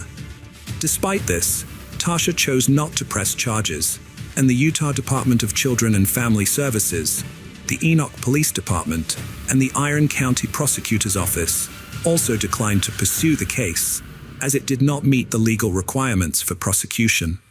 A lethality assessment was conducted with Tasha, which indicated that her relationship with Michael was not life-threatening. As a result, victim services were made available to Tasha and her children for several months. Further investigation revealed a different side of Michael, unknown to the community. According to Tasha's friends, they had to speak quietly or turn on the kitchen water when visiting Tasha, as they suspected Michael was monitoring and eavesdropping on their conversations. Tasha's friends would often help her clean the house when they visited, which prevented Michael from finding fault with her. When texting Tasha, her friends noticed that she would respond with brief, positive messages, likely to maintain a positive image in case Michael read them. This suggested that everything was fine in their marriage. The detectives investigating the case discovered that Michael exhibited highly controlling behavior towards Tasha. For instance, he would take away her car keys and phone to restrict her freedom. Another red flag was his overreaction when Tasha bought a $30 rug from Walmart to replace a dirty one, which was a legitimate need. Michael's anger was unwarranted, and he claimed the purchase was excessive. Tasha confided in her friends that her 7-year-old son, Aman, was increasingly imitating Michael's bad behavior. When Tasha gave Aman instructions, he would respond, "That's not my job," which concerned Tasha as it showed his lack of responsibility and disregard for authority. Tasha's friends reported that in 2022, Tasha attempted to prioritize her own well-being by getting her nails done, a rare treat for her given her many responsibilities. However, her husband Michael refused to let her do so, imposing strict limits on her autonomy and freedom. Moreover, Michael frequently disregarded or ignored Tasha's instructions, and their friend Aman often followed his lead in doing so. Tasha felt more confident in her appearance after indulging herself, and she decided to get her nails done every month. However, Michael was unhappy about this decision and expressed his disapproval, worried about the cost. Tasha explained that it would only cost $25 per month, but Michael was unconvinced, arguing that the money could be better spent on their children. Michael's reaction was rooted in his need for control and sense of financial responsibility towards their family. Around the same time, Tasha started prioritizing her self-care and began losing weight, which had been a sensitive topic for her since Michael had often called her fat and ugly. However, instead of being supportive, Michael became furious and accused Tasha of cheating on him, trying to explain the sudden change in her appearance. Michael's controlling behavior escalated as he tried to manipulate Tasha's weight loss, pleading with her to stop losing weight because he was worried that other men might find her attractive. This demand was driven by his own insecurities and desire for complete control over Tasha's body and behavior. Tasha's friends also told the police about an incident where the kitchen table broke and Tasha needed to buy a new one. However, Michael refused to give her the money, further demonstrating his controlling behavior. Tasha was fed up with the old table and decided to take initiative by refinishing it to make it look better and more functional. However, Michael was unhappy with her decision because she didn't ask for his permission first. Michael was extremely frugal during the holiday season, despite earning a good income. He only gave Tasha $100 for each of their 5 children to buy presents, which was not enough in Tasha's opinion. Tasha always made sure her children had a wonderful Christmas, but Michael refused to provide more funds, claiming that he worked hard for his money and saw no reason to give more to his family. He believed that his income was rightfully his alone. Michael's passion for reducing waste and conserving resources led him to implement strict rules on household habits. He forced Tasha to wash and reuse plastic bags, even if they had been used only once or multiple times. This excessive demand for reusing bags added to Tasha's responsibilities, leaving her feeling burdened and overwhelmed. Michael's controlling behavior extended to every aspect of Tasha's life, including her daily routines. For instance, he demanded that she use baby wipes for cleaning, claiming it was better for the environment and more cost-effective. However, this requirement caused Tasha discomfort, hygiene issues, and unnecessary stress. If Tasha failed to follow Michael's instructions, she would face severe consequences, which he made clear would lead to serious trouble. This threat instilled fear and submission in Tasha, leaving her no choice but to obey Michael's demands. Tasha confided in her friends that while Michael had been cruel to her throughout their marriage, he had never directed this cruelty towards their children until the late 2010s. However, over time, the abuse towards their daughter Macy escalated, driving her to consider suicide. Michael had unrealistically high expectations for his daughter Macy, demanding she earn perfect grades despite her struggles, which were exacerbated by the emotional burden of his abusive behavior. This pressure was crushing for Macy. Macy's friends shared a disturbing incident with the detective. One evening, Michael returned home to find Macy comforted by her mother. He became enraged and ordered Macy to clean her room. This event left Macy deeply disturbed, remembering the hatred and evil she saw in her father's eyes. The detectives also discovered an incident where 7-year-old Briley disobeyed Michael while playing with a changing table. Michael responded by blaming his wife Tasha for their children's behavior, calling them the worst and most disrespectful in the world. He then humiliated Tasha, calling her fat and ugly in front of their 5 children. This painful incident prompted Tasha to plan her escape and file for divorce after 20 years of marriage. Tasha realized she had to leave her husband Michael after witnessing his abusive behavior and lack of self-control. She knew staying in the marriage would negatively impact her children, and their well-being was more important than her marital commitment. In December 2022, Tasha filed for divorce, but asked for the papers to be delivered after Christmas to give her children one last normal holiday before the separation. When Michael received the papers, He tried to act normal, but Tasha saw through it. He told her to leave the children behind, but she refused, taking them to her mother's home in Lynn, Utah. Michael showed up at his mother-in-law's house, trying to convince Tasha to go for a ride with him, but she refused, sensing danger. After filing for divorce, Tasha's mother moved in to support her and the children. However, Michael's actions worsened the situation. He refused to leave the family home, instead moving into the basement. Tasha discovered he had secretly transferred $220,000 from their children's savings accounts without her knowledge or consent. She also found that her inherited firearms were missing, leaving her family vulnerable. The couple's children, Macy and Briley, were affected by the constant drama at home. Macy had a secret phone to record her father's outbursts as evidence for the divorce, while Briley found solace at a neighbor's house. Both girls were relieved about their parents' divorce. On January 3, 2023, Tasha met with her attorney, expressing concerns about her divorce and Michael's volatile behavior. Although she had relocated him to the basement, the attorneys pressed her about feeling safe. Tasha reassured them she never feared for her or her children's well-being, but in hindsight, her optimism was tragically misplaced. A disturbing discovery emerged from the digital evidence found on the family's computers and cell phones. Just days before the tragic shooting, Michael made a series of concerning Google searches on December 30th at 10:41 p.m. These searches focused on firearms and shooting-related topics, revealing his sinister intentions. The search results showed Michael had asked alarming questions, such as the loudness of a 9mm gunshot and what a gunshot sounds like. Before taking his own life, Michael wrote a note expressing his desire to end the controlling behavior he felt he was subjected to by his wife. He stated that he couldn't handle the situation for another day and wanted to escape the manipulation. Michael's note conveyed deep frustration and desperation as he repeatedly asked for help but felt ignored. He emphasized his determination not to be a burden to society. The details of this case have left many in shock, revealing a deeply dysfunctional family plagued by violence.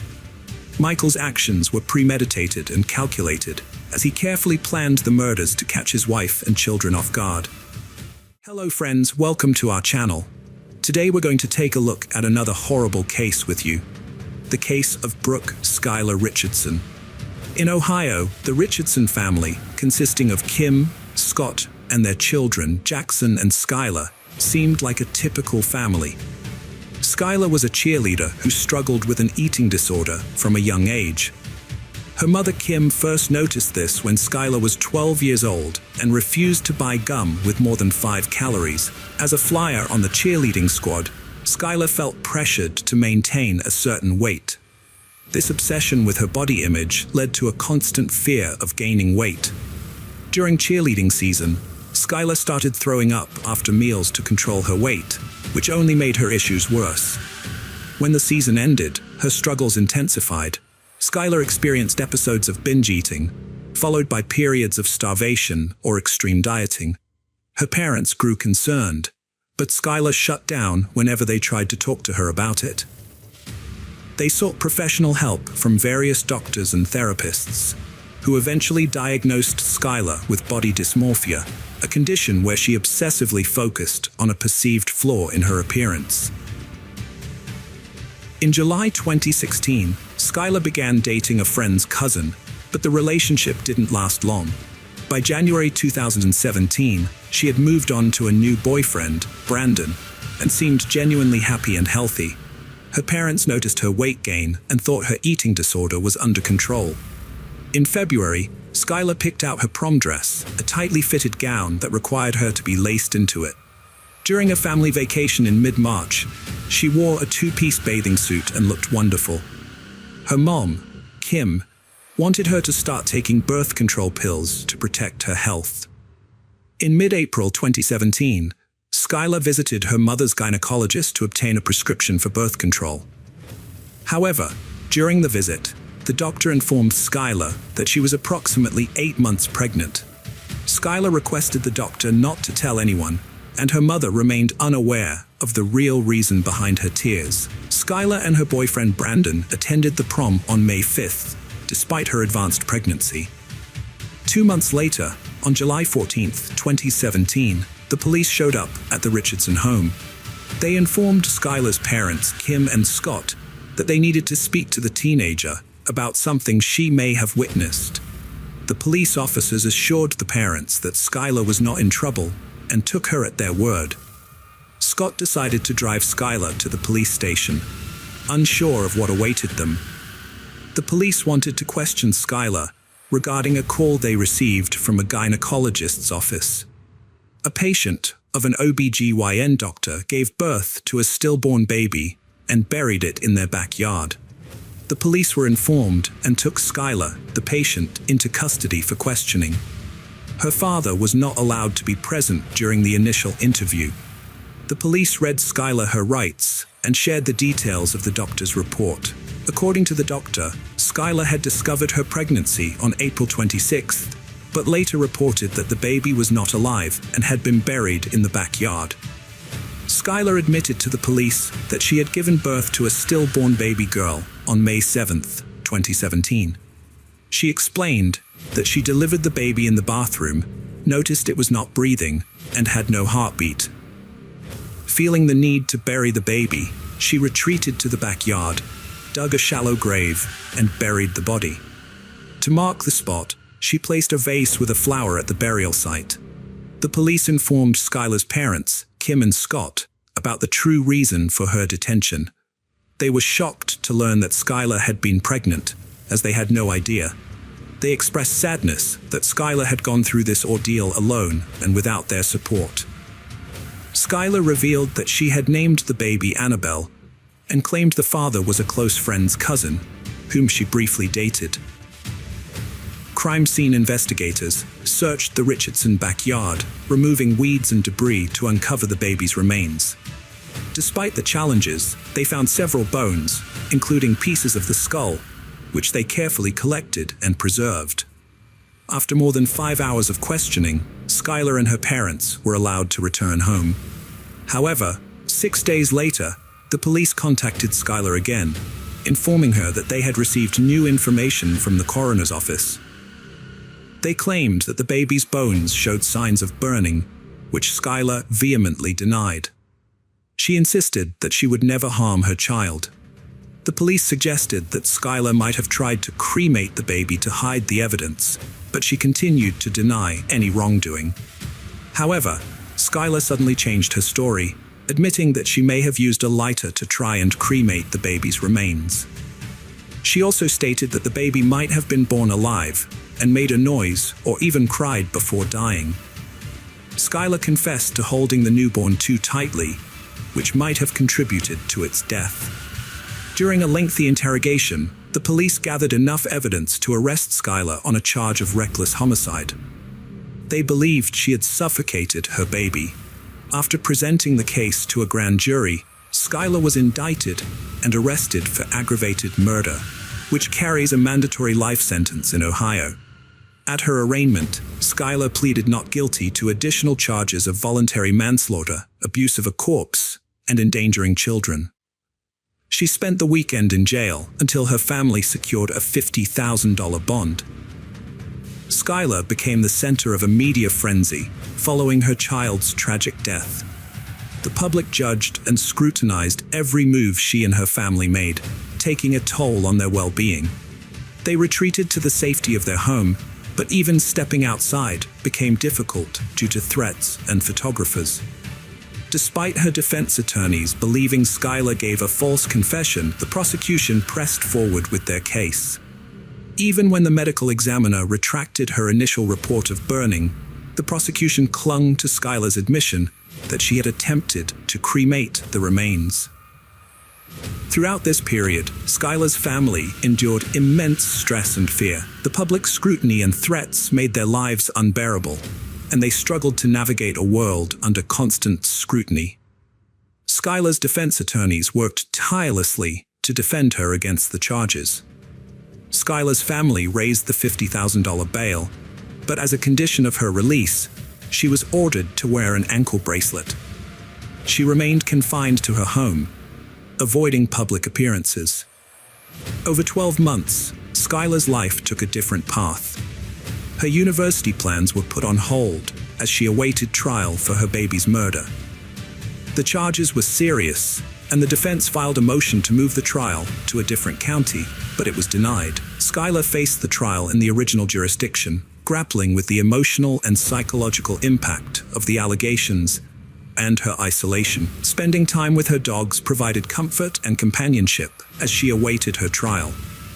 Her family stood by her, believing in her innocence and hoping the truth would come to light. Despite the challenges, Skylar remained determined to fight for her freedom. In July 2019, the state offered a plea deal. If Skylar pleaded guilty to the remaining charges, they would withdraw the aggravated murder charge. Skylar's parents were conflicted about the decision, but after careful consideration, Skylar turned down the plea deal. This decision terrified her parents, who wondered if she made the right choice, but they knew it was her decision, not theirs. Skylar went on trial on September 3, 2019 for the murder of her newborn baby girl. The prosecution presented as evidence a text message Skylar sent to her mother shortly after giving birth, saying she was happy and excited that her belly had returned to its normal size. They claimed this showed Skylar was relieved to be rid of her baby. The prosecution alleged that Skylar sent more texts to her mother and boyfriend within 24 hours of the baby's death, conveying her excitement and happiness. They pointed to phrases like, "I'm so excited," and "I feel so much better this morning," as proof of her guilt. The state believed Skylar was thrilled about the baby's death and attempted to hide her guilt. The prosecution also claimed Skylar had no intention of keeping her baby and presented evidence that she had searched online for ways to get rid of the baby. They alleged that Skylar's mother had threatened that her life would end if she became pregnant, which instilled fear in Skylar. On the third day of the trial, a doctor testified that the baby's death was a violent homicide, but admitted she couldn't determine when the baby's skull fractures occurred. The defense challenged the doctor's findings, suggesting she may have been biased. The defense also questioned the doctor's methods, pointing out that she didn't examine the remains under a microscope or consult with an obstetrician. Another doctor, a fetal medicine specialist, testified that it was unlikely the baby was stillborn, citing Skylar's admission that she felt the baby moving inside her. The prosecution's case included shocking evidence, including images of the deceased baby's remains, which visibly affected Skylar during the trial. Skylar's reaction to seeing pictures of her baby's remains was to stare straight ahead, avoiding eye contact. This stoic behavior contrasted with her emotional response the previous day when the judge entered the room. Skylar's defense attorneys argued that her life was far from perfect, even before the murder accusation. They claimed the prosecution's evidence was incomplete and misleading, and some texts were taken out of context. They emphasized that Skylar's frequent use of certain language did not prove she murdered her daughter. The defense highlighted Skylar's mental health struggles, particularly her long battle with an eating disorder. They presented evidence of her regular visits to a psychologist and nutritionist, along with pictures showing her varying weights and appearances. They argued that despite her physical state, Skylar tried to comfort and care for the lifeless body after giving birth. Skylar's attorney explained that she intended to tell her family about the pregnancy, but never had the chance. According to her doctor, she had 8 to 10 weeks before delivery and planned to attend prom and graduate before telling her mother, whom she knew would be unsupportive. An obstetrician testified that the baby was stillborn, and Skylar's description of the baby's appearance suggested it was not a healthy newborn. The doctor pointed out that Skylar only gained 15 pounds during pregnancy, possibly restricting the baby's development due to her eating disorder. The defense aimed to cast doubt on Skylar's statements to the police, suggesting she only told them what they wanted to hear. They argued that other factors may have contributed to the baby's death, and Skylar did not harm the baby. Skylar Richardson's trial lasted for 1 week, after which the jury deliberated for just 4 hours before returning a verdict. She was acquitted of aggravated murder, involuntary manslaughter, and child endangerment, but convicted of abuse of a corpse, a felony that carries a sentence of up to 1 year in prison. The judge ordered her to be held in jail until her sentencing hearing, which took place the next day. During the sentencing hearing, Skylar apologized for her actions and acknowledged the harm she had caused. The judge strongly admonished her for her role in the tragic loss of her baby, believing that if she had made better decisions during her pregnancy, her child would still be alive today. The judge sentenced her to 3 years probation for abuse of a corpse, emphasizing that her actions were morally reprehensible and illegal. In November 2020, a judge granted her request to terminate her probation 2 years early, acknowledging her progress and agreeing that she no longer required supervision. Since being acquitted, Skylar has taken advantage of her opportunity to demonstrate her rehabilitation. She has completed 2 semesters of college and has been working part-time at the law firm that represented her. Although she has faced challenges in finding employment due to her probationary status, Skylar remains determined to pursue her career goals, including attending law school and becoming a public defender. Friends, welcome to our channel. Today we're going to take a look at another horrible case with you, the case of Sierra Jugan. Sierra Jugan was a bright and cheerful young woman who spread joy and laughter wherever she went. Her adventurous nature and ability to find humor in any situation made her a delight to be around, even when she made mistakes. As she entered high school, Sierra's confidence and enthusiasm only grew. She fearlessly tried out new experiences, including volleyball, and showed remarkable poise both on and off the court. After returning from a family vacation on July 19, 2016, Sierra was excited to start the new semester at the University of Toledo, where she had plans to study abroad. She had recently bought a new bike and was eager to take it for a spin. Her mom wanted to discuss her study abroad plans with her, but Sierra decided to visit her boyfriend Josh's house, which was 7.12 miles away beforehand. Sierra left her house in high spirits, wearing shorts and a tank top, and promised her mom she would be back by 10:05 p.m. However, when Josh tried to reach her later, her phone went straight to voicemail. Alarmed, Josh called Sierra's mom, who immediately sensed that something was wrong. Sierra's family, including her aunt and Josh, mounted a search effort to locate her after she went missing. They thoroughly searched the neighborhood, suspecting she might have been involved in an accident. Despite their efforts, they didn't find any clues or signs of Sierra's whereabouts. As time passed, Sierra's family became increasingly worried. Her mom eventually contacted the police, who arrived about an hour later. A concerned neighbor informed the family that County Road 6 was blocked off, and they rushed to the scene. There, they found a chaotic atmosphere and officers who wouldn't allow them to pass. The officers weren't able to provide any information, leaving Sierra's family in a state of panic. In desperation, they decided to seek help from the FBI. As the night wore on, Sierra's family was left to wonder what had happened to their daughter, unable to rest due to their growing concern.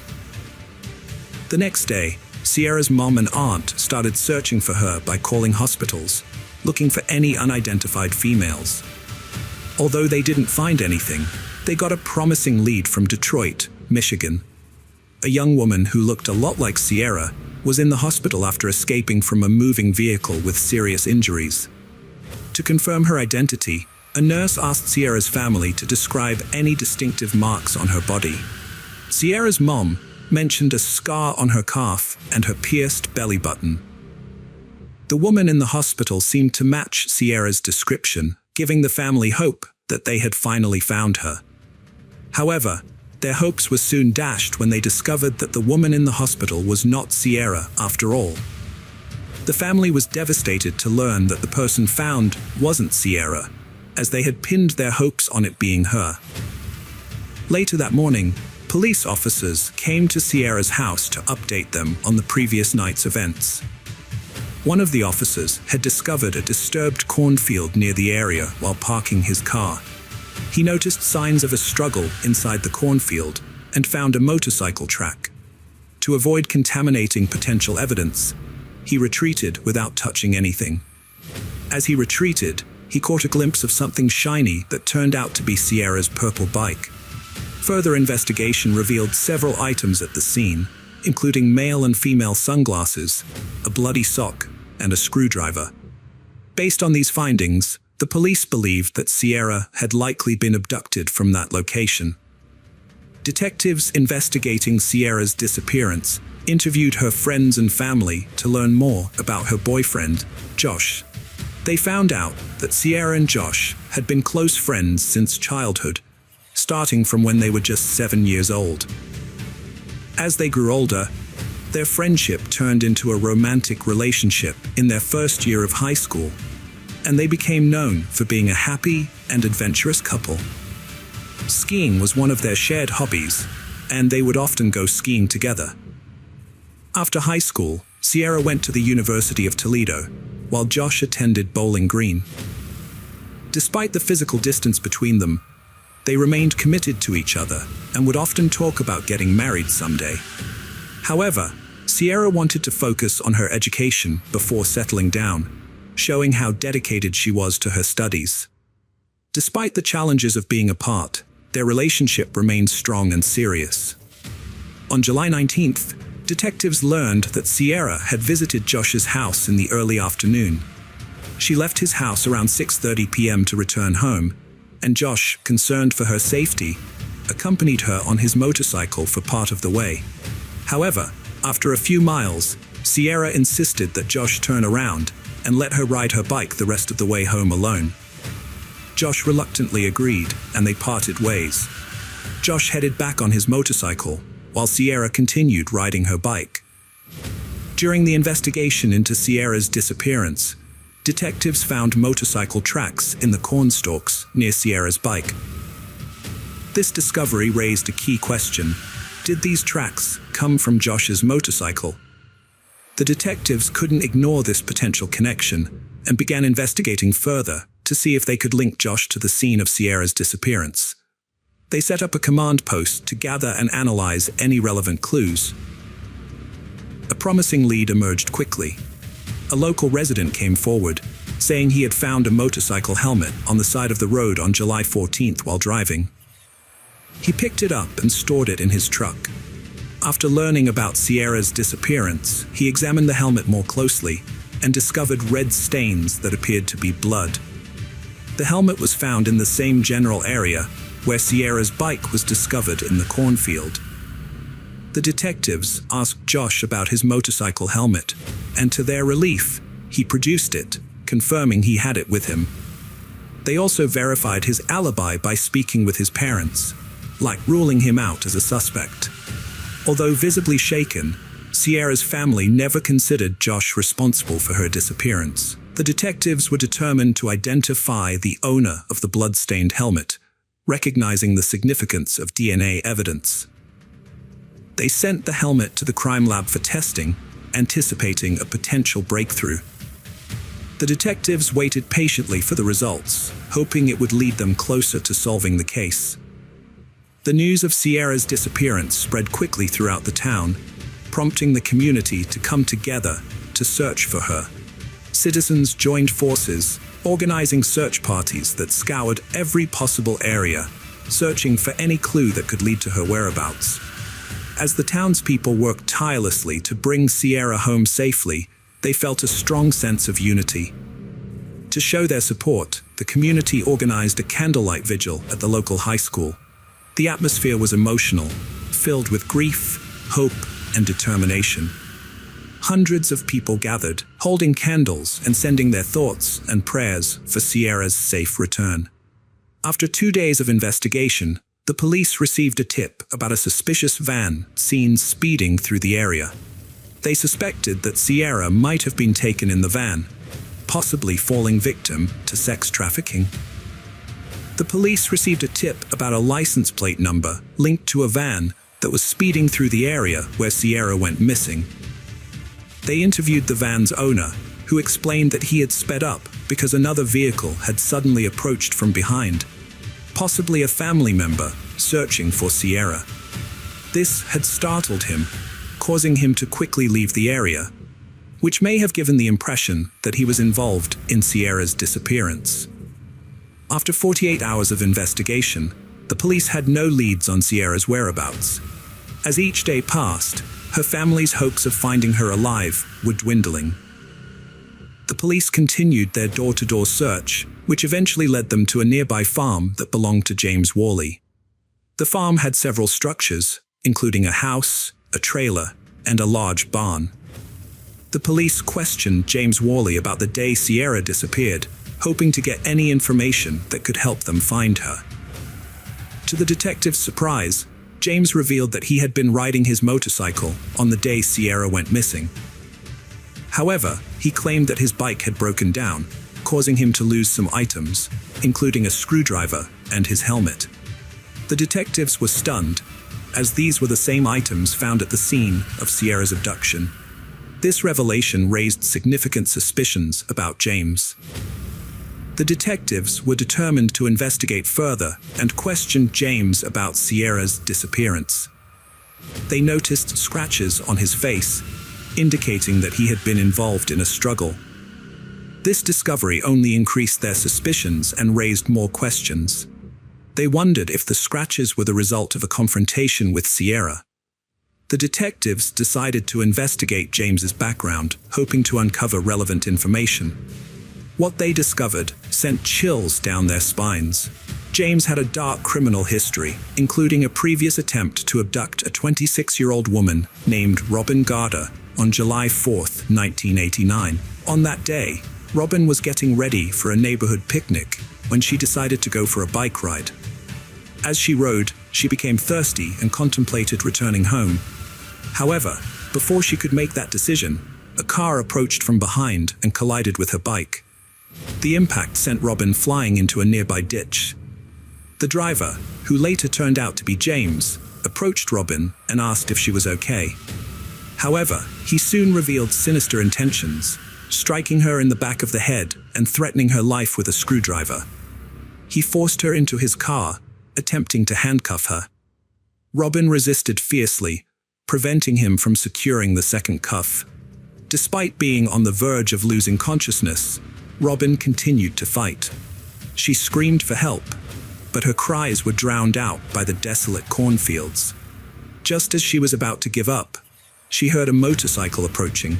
The rider noticed her distress and stopped to help. Robin escaped by climbing onto the back of the motorcycle, leaving her captor behind. The motorcyclist drove Robin home, where she collapsed. Her mother called the police and an ambulance, and Robin was rushed to the hospital. The motorcyclist then led the police back to the scene, where they found James still present with his car. James cooperated fully, providing identification, but his account of the events differed significantly from the truth. He denied any intention of abducting Robin, but the detectives were not convinced. James Worley claimed that he had to restrain Robin with handcuffs after a bike accident to prevent her from harming herself, not to harm her. He said he was concerned about her well-being and wanted to get her help. However, James had a dark past. In 1989, he was arrested for trying to kidnap Robin and was found guilty, receiving a 6 to 10-year sentence. Due to good behavior, he was released after 3 years. When Robin learned of his release, she was terrified, fearing he might harm her again. The police had reason to suspect James in Sierra's disappearance, given his criminal history. They obtained a search warrant for his residence, which he shared with his mother. Initially, nothing seemed out of the ordinary, but upon inspecting his expansive backyard, they found a suspicious barn.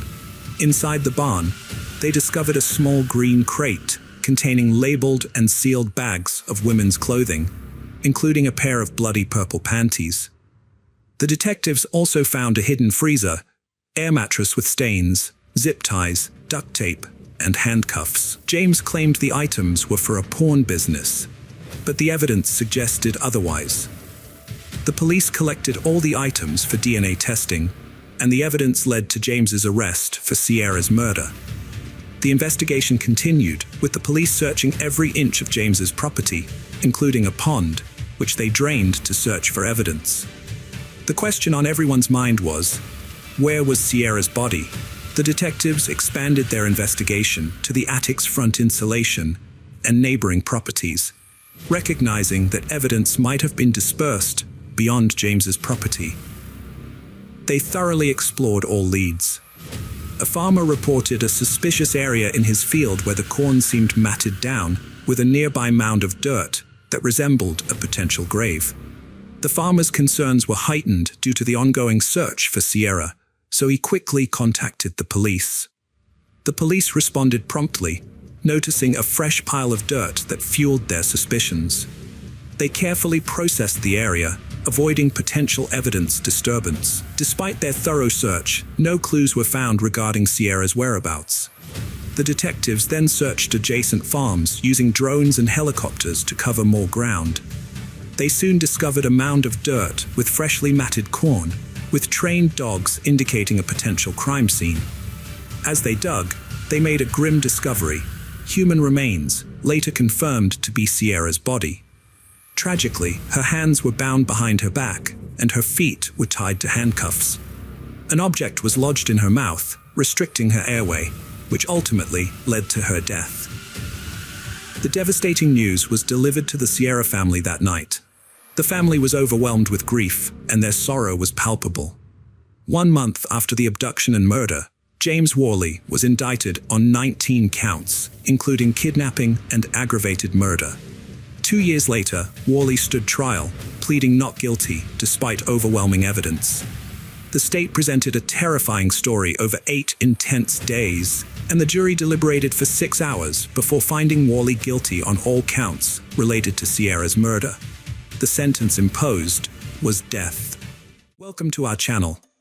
Today we're going to take a look at another horrible case with you, the case of Ryan Poston. Ryan Poston was born on December 30th, 1982 in Fort Mitchell, Kentucky, and grew up with 3 loving sisters. His parents provided him with an adventurous upbringing, allowing him to attend schools in Switzerland and the Philippines. Ryan's good looks, charming features, and charismatic personality made him a standout among his peers. After completing high school, he attended Indiana University, where he excelled in his studies, graduating with honors in 2005 with a triple major in political science, history, and geography. Following in his family's footsteps, Ryan pursued a career in law and enrolled in Salmon P. Chase College of Law at Northern Kentucky University. His ultimate goal was to run a successful law firm, providing fair and competent legal representation to those who couldn't afford high-priced attorneys. After a painful breakup in 2011, Ryan turned to his cousin, Carissa, for support. During this time, he regularly visited her in Lexington, Kentucky, where he met Shayna Hubers, a native of the city.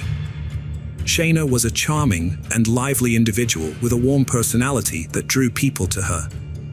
Despite their 8-year age difference, their mutual attraction grew stronger with each visit Ryan made to Lexington. As they spent more time together, their connection deepened.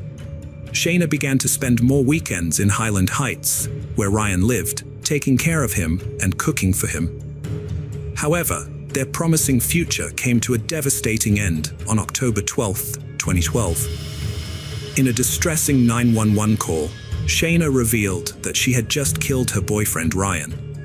She described a harrowing scene of domestic violence that had escalated out of control, claiming that Ryan had attempted to physically abuse her and confronted her with a gun.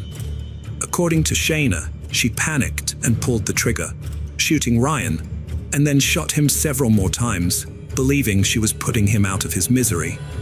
Within minutes of Shayna's call, officers arrived at the scene, responding to the shocking tragedy. When police officers arrived, they told Shayna to come out of the apartment with her hands up. At first, she was hesitant, but she eventually complied. As she walked out, the officers told her to lie down on the ground. Shayna was clearly upset as she followed their instructions. After handcuffing her and putting her in the patrol car, the officers went into the apartment and found Ryan Poston's body on the dining room floor, covered in blood. The crime scene investigators found that the apartment was slightly messy, but nothing out of the ordinary for a 29-year-old man. The investigators learned that Ryan had a concealed carry permit and owned guns, including the Sig Sauer semi-automatic that Shayna used to shoot him. From the evidence, they determined that Ryan was sitting at the table when Shayna shot him. They knew this because of the blood on the table. However, the fact that many items on the table were undisturbed raised doubts about Shayna's story. If there had been a fight, the items would have been disturbed. The investigators searched the apartment thoroughly, while other officers canvassed the neighborhood, looking for additional information. One neighbor, Nikki, provided valuable information to the detective. Nikki knew Shayna well and believed that Ryan didn't return Shayna's dedication to him. According to Nikki, they frequently argued, often disturbing the peace. Months earlier, Nikki recalled an incident where Shayna came to her door in tears, saying she was afraid of Ryan. Shayna claimed that Ryan had picked her up and thrown her down the hallway, injuring her. Nikki encouraged Shayna to report the abuse to the police, but Shayna chose not to. At the police station, detectives took Shayna to an interrogation room to question her about shooting Ryan. Before questioning her, they read her Miranda rights, informing her of her right to an attorney. Shayna exercised this right and requested an attorney. However, she chose to talk to the detectives despite this. When asked about the victim, Shayna replied, "The man I killed," which showed a sense of detachment. She claimed she acted in self-defense, saying Ryan had grabbed her by the throat and thrown her around the apartment. Shayna described the night as surreal and out of body. Later in the interview, she added that Ryan had said mean things to her, taunting her while holding a gun, and that he was under the influence of drugs. Shayna maintained that she shot Ryan because she believed he was going to kick her out of his condo. She said she picked up the gun and shot him once, and then shot him several more times after seeing him twitch. During her confession, Shayna revealed that Ryan was vain and wanted a nose job, so she shot him in the face to grant his wish. During the intense questioning, Shayna revealed her worries about her schoolwork and how having a dead boyfriend would affect her future relationships. She was specifically concerned that no one would want to marry her once they found out she had killed her boyfriend in self-defense. The detective listened to her statement, but ultimately arrested her and charged her with Ryan's murder.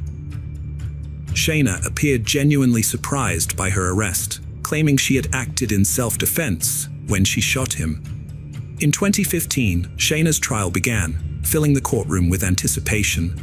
The prosecutor started by comparing Shayna to Jodi Arias, who had also been accused of murdering her boyfriend, Travis Alexander. The similarities between the two cases added to the tension in the courtroom as everyone waited for the verdict. The prosecutor believed that Shayna was obsessed with her ex-boyfriend Ryan, and that he was all she could think about. Ryan's friends testified that he wanted to end their relationship and was avoiding Shayna's calls and messages. Despite this, Shayna would often show up uninvited at Ryan's condo in Highland Heights. On the night Ryan was murdered, the prosecution presented evidence that he had a date planned with Audrey Bolt, a former beauty queen. The prosecution suggested that Shayna was motivated by jealousy and anger towards Ryan's new love interest. Audrey Bolt testified that Ryan stood her up on the night of the murder. She had no idea he had been shot and killed until later. The prosecution presented evidence that Ryan had told his father he wanted to break up with Shayna, and his father advised him to be kind to her to avoid a messy breakup. However, Ryan and Shayna exchanged texts on the day of the murder, with Ryan telling her he didn't want to see her. Despite this, Shayna showed up at his condo uninvited. The prosecution believed that during an argument, Ryan told Shayna he was done with her and that she could no longer control him. This allegedly enraged Shayna, who then picked up a gun and shot Ryan. The prosecution played a video of Shayna's police interrogation, which they claimed showed her to be a cold-blooded murderer. In the video, Shayna appears carefree and unemotional, which the prosecution argued was inconsistent with someone who had just killed in self-defense. However, this interpretation was open to interpretation by the jury. The defense argued that Ryan was acting erratically and violently on the night of the murder due to drugs he was taking, including anti-anxiety medication and amphetamines. The autopsy results showed that these drugs were present in Ryan's system.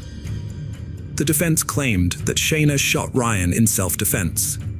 The evidence suggested that the substances he was using influenced his actions. To support this idea, Shayna's lawyers called an expert in toxicology to testify on her behalf. The expert stated that a combination of anti-anxiety medications and amphetamines could cause someone to become violent and paranoid. The defense presented this expert testimony to create a reasonable explanation for Shayna's actions, questioning whether she had intentionally meant to harm anyone. During Shayna's trial in April 2015, the prosecution became worried that the jury might be swayed by Shayna's self-defense claim, particularly because she was smart, young, and attractive. These fears were alleviated on April 23 when the jury delivered a guilty verdict, convicting Shayna of murdering her boyfriend, Ryan Poston. However, at the sentencing hearing in August 2015, Shayna continued to blame Ryan for his own death, which outraged his friends and family. Shayna claimed she was innocent throughout the trial and refused to take responsibility for her actions, despite the evidence against her. In Kentucky, defendants who are victims of domestic violence may be eligible for reduced parole after serving just 20% of their sentence. However, the judge didn't believe Shayna qualified for this reduced parole, citing that her crime was a premeditated murder. As a result, Shayna was sentenced to 40 years in prison, making her eligible for parole in 17 years, at the age of 41 in 2032. After her sentencing, Shayna appealed for a new trial, which was granted in August 2016. The reason for the appeal was that one of the jurors had a felony conviction, which they had concealed. This violated Kentucky law, as felons are not allowed to serve on juries. In August 2018, Shayna's second trial for Ryan Poston's murder began, 4 months later than expected. Her defense attorney presented opening arguments, stating that during her year-and-a-half relationship with Ryan, Shayna tried her best to make him happy. However, their relationship suffered as a result. The defense attorney claimed that on the night Shayna met Ryan, he was violent toward her, both physically and sexually. This incident had a lasting impact on Shayna, causing her to take several weeks to respond to his messages afterwards. Additionally, the defense team argued that Shayna had a history of trauma, stemming from a sexual assault she experienced in high school. This led to her struggles with alcohol abuse and promiscuity. They claimed that this traumatic experience contributed to her behavior on the night of Ryan's murder. The defense team's strategy was to present a sympathetic portrayal of Shayna, highlighting her troubled past and arguing that she was not responsible for her actions on the night of the murder. They aimed to challenge the prosecution's narrative and convince the jury that her behavior was driven by a combination of factors, including a history of abuse and a toxic relationship with Ryan.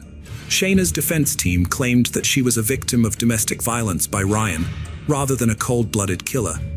They argued that her actions were a result of years of abuse, not driven by revenge or financial gain. The defense pointed out that Ryan constantly belittled Shayna about her weight and breast size, making her feel insecure and inadequate. This, they said, contributed to her low self-esteem. The defense also stated that Shayna and Ryan's sexual relationship was troubled, marked by frequent arguments and frustration on both sides. They claimed that Ryan's desire for a more intimate connection was unfulfilled, leading to a growing rift between them. The defense presented evidence that Shayna had received a treatment to improve her romantic life. They claimed that she got this treatment to address sexual problems in their relationship and strengthen their bond. The defense argued that Ryan's consistent lack of interest and rejection made things worse, causing Shayna to become more and more frustrated and disconnected from him. The defense claimed that Ryan often broke up with Shayna, only to pursue relationships with other women. However, the prosecution clarified that they were not trying to portray Ryan as a perfect partner, but rather as someone who was not abusive. The prosecution argued that Shayna did not kill Ryan in self-defense, but rather because he had finally ended their toxic relationship on the night of the shooting. They believed Ryan had every reason to break up with Shayna, as she continued to harass him even after their previous breakups. Despite Ryan's efforts to end the relationship, Shayna consistently returned. The prosecution saw this as evidence of Shayna's inability to let go of the relationship. A friend of Ryan's testified that this breakup was different, as Ryan had never had the courage to end things with Shayna in person before, implying that this time, the breakup would be permanent. Ryan accused Shayna of trying to hold on to him. To support this claim, the prosecution presented texts where Shayna told her friends that the romantic interactions with Ryan had brought them closer.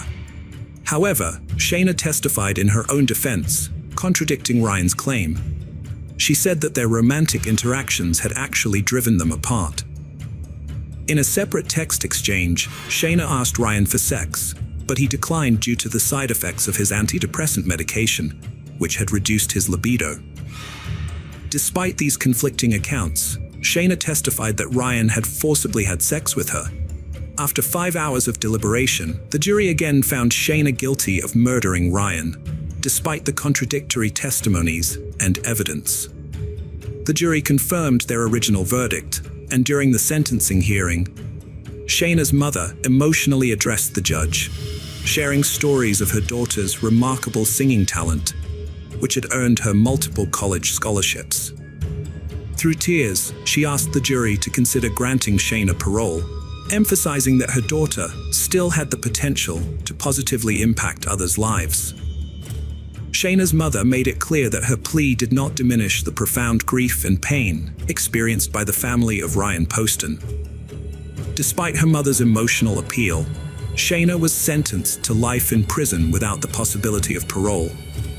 According to the sentence, Shayna must serve at least 17 years before becoming eligible for parole in 2032. She is currently serving her sentence at the Kentucky Correctional Institute for Women in Pewee Valley, Kentucky.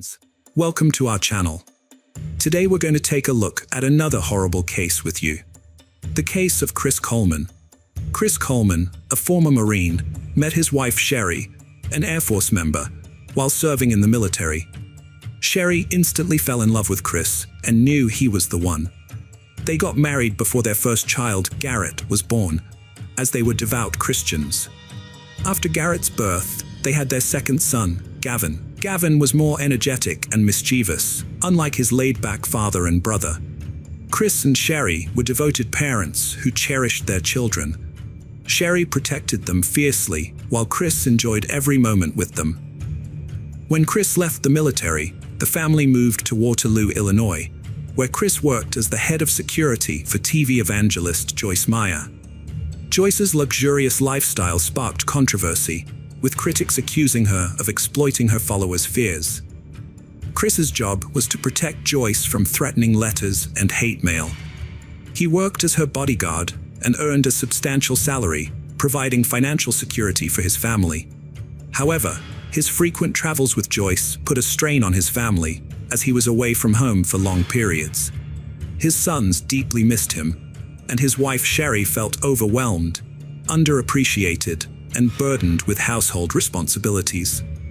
In October 2008, Chris went to Florida, where his wife grew up, and met with an old friend, Tara Lintz, who gave him a tour of the city. Days later, Chris received a disturbing email from an address called Destroy Chris. warning him that he and his family would be in danger if he continued to work for Joyce Meyer. The ministry received more threatening emails, specifying a time and date for the potential attack on Chris's family. The emails seemed to have inside information on Chris's schedule, including his upcoming trip abroad. Chris told Sherry about the threatening emails he had been receiving, and on the following Monday, he reported them to the local police. As Chris often worked away from home with Joyce Meyer Ministries, the police offered to increase patrols around their house during his absences. But this did little to alleviate Sherry's fear for her family's safety. Sherry's concern was so great that she once asked a friend to stay with her while Chris was away, as she didn't feel comfortable being alone in the house. She emphasized that she would do whatever it took to keep her family safe. 2 months into the threats, the Colemans received a disturbing, hand-delivered letter demanding that Chris publicly renounce his faith or face severe consequences. The letter's ominous tone left Sherry genuinely fearful for her family's safety. The threat had a profound impact on Sherry, and her fear grew daily.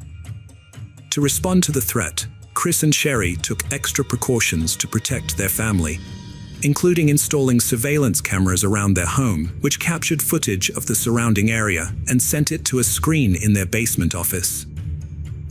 Chris hoped the cameras would help identify the person behind the threats. After the cameras were installed, the threats suddenly stopped and life returned to normal for the family. For a few months, everything seemed fine. However, in April 2009, the family received another disturbing letter warning that Sherry's worst fears were about to come true. Chris was deeply disturbed by the letter's ominous tone. After reviewing the security footage, Chris was shocked to see a mysterious silhouette. Although the figure's identity remained unknown, its presence reignited Chris's concerns for his family's safety. The renewed sense of fear led to increased police efforts to protect the Coleman family. Detective Sergeant Justin Barlow from the Columbia Police Department took a particular interest in the case and offered to help the family. He set up video cameras to monitor the Coleman's driveway, but unfortunately, they did not catch the person behind the threats. On May 5, 2009, Chris went to the gym and then called his home phone to check on Sherry and the boys, making sure they were up and getting ready for school. Chris called for help, but no one responded. Concerned, he phoned his neighbor, Detective Justin Barlow, at 6:45 a.m. Chris told Barlow that he had left for the gym in St. Louis County around 5:30 a.m. and had been trying to reach his wife Sherry, but she wasn't answering her phone. Worried, Chris asked Barlow to check on Sherry and their sons. Barlow grabbed his gear, including his weapon, handcuffs, flashlight, and radio, and headed to the Coleman house. As he waited for backup to arrive, his priority was to make contact with Sherry and ensure everyone's safety. With a mix of hope and unease, Barlow approached the door and knocked firmly, hoping someone would respond. When Detective Justin Barlow arrived at the Coleman home, the eerie silence and darkness made him feel uneasy. The lack of movement and lights inside the house heightened his sense of unease. Minutes later, a patrol vehicle arrived with another officer to assist him. The second officer went to the back of the house to try to see or communicate with Sherry or the boys through a window or door. Instead, he found signs of forced entry into the basement, which immediately grabbed Detective Barlow's attention. He became deeply concerned for Sherry Garrett and Gavin's safety. Detective Barlow and the second officer decided to enter the house through the basement, announcing their presence as they went. But they received no response. During their thorough search of the basement, they found a disconnected video cable at the computer desk.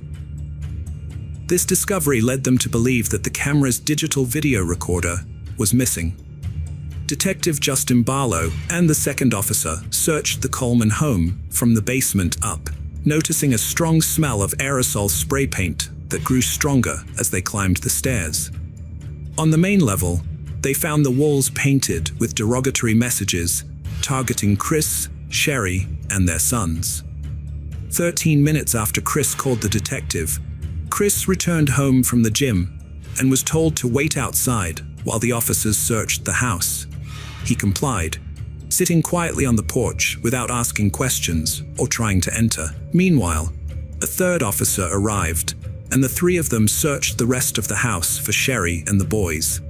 On the upper floors, they found more hate-filled spray-painted messages. When they reached the second story, Detective Barlow entered the bedroom of Garrett, the oldest son, where he appeared to be asleep. However, upon closer inspection, the detective realized that Garrett was dead, with no signs of life and a cold body. Ligature marks around his neck indicated that he had been murdered.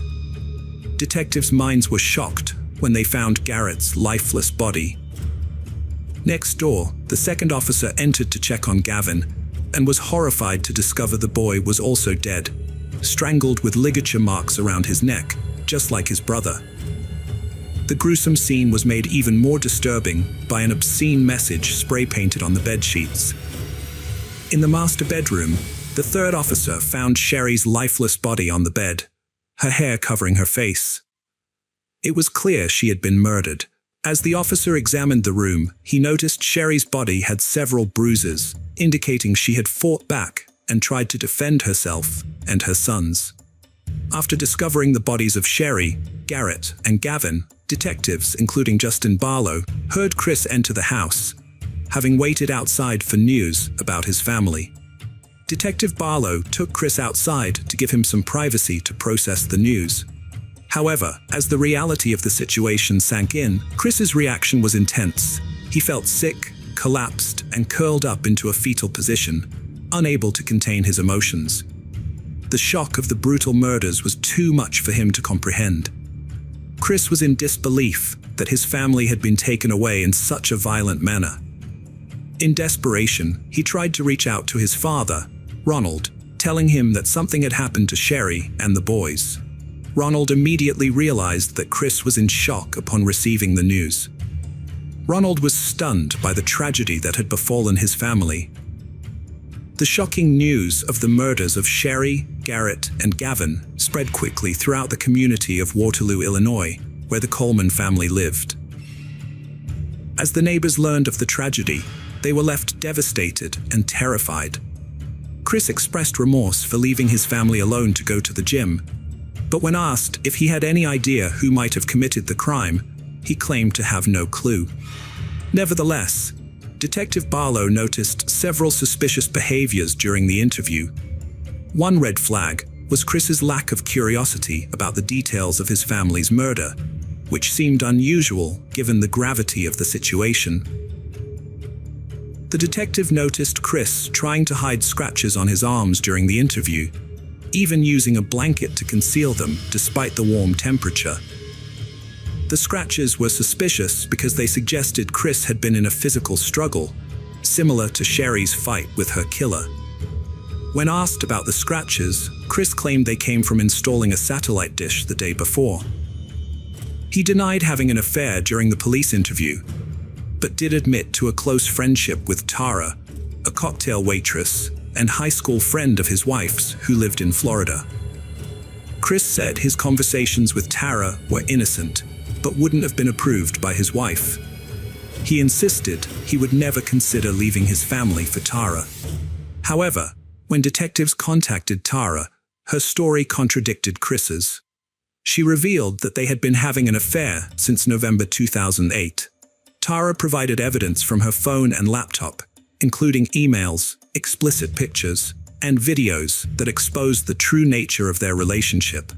When detectives confronted Chris with the information Tara had provided, he admitted to seeing her more frequently than he initially told them. Further investigation revealed that Chris and Tara had a secret arrangement to meet at locations where Chris worked for Joyce Meyer. They would sneak away together, often to exotic destinations like Hawaii, to spend time together without their family's knowledge. Although Chris claimed that his relationship with Tara was not an affair, detectives found evidence on Tara's phone and computer that suggested otherwise. Tara had marked a wedding to Chris on her calendar, as well as planned vacations with him, indicating that she believed Chris intended to leave his family for her. The detectives were suspicious of Chris because the evidence contradicted his claim that his relationship with Tara was casual.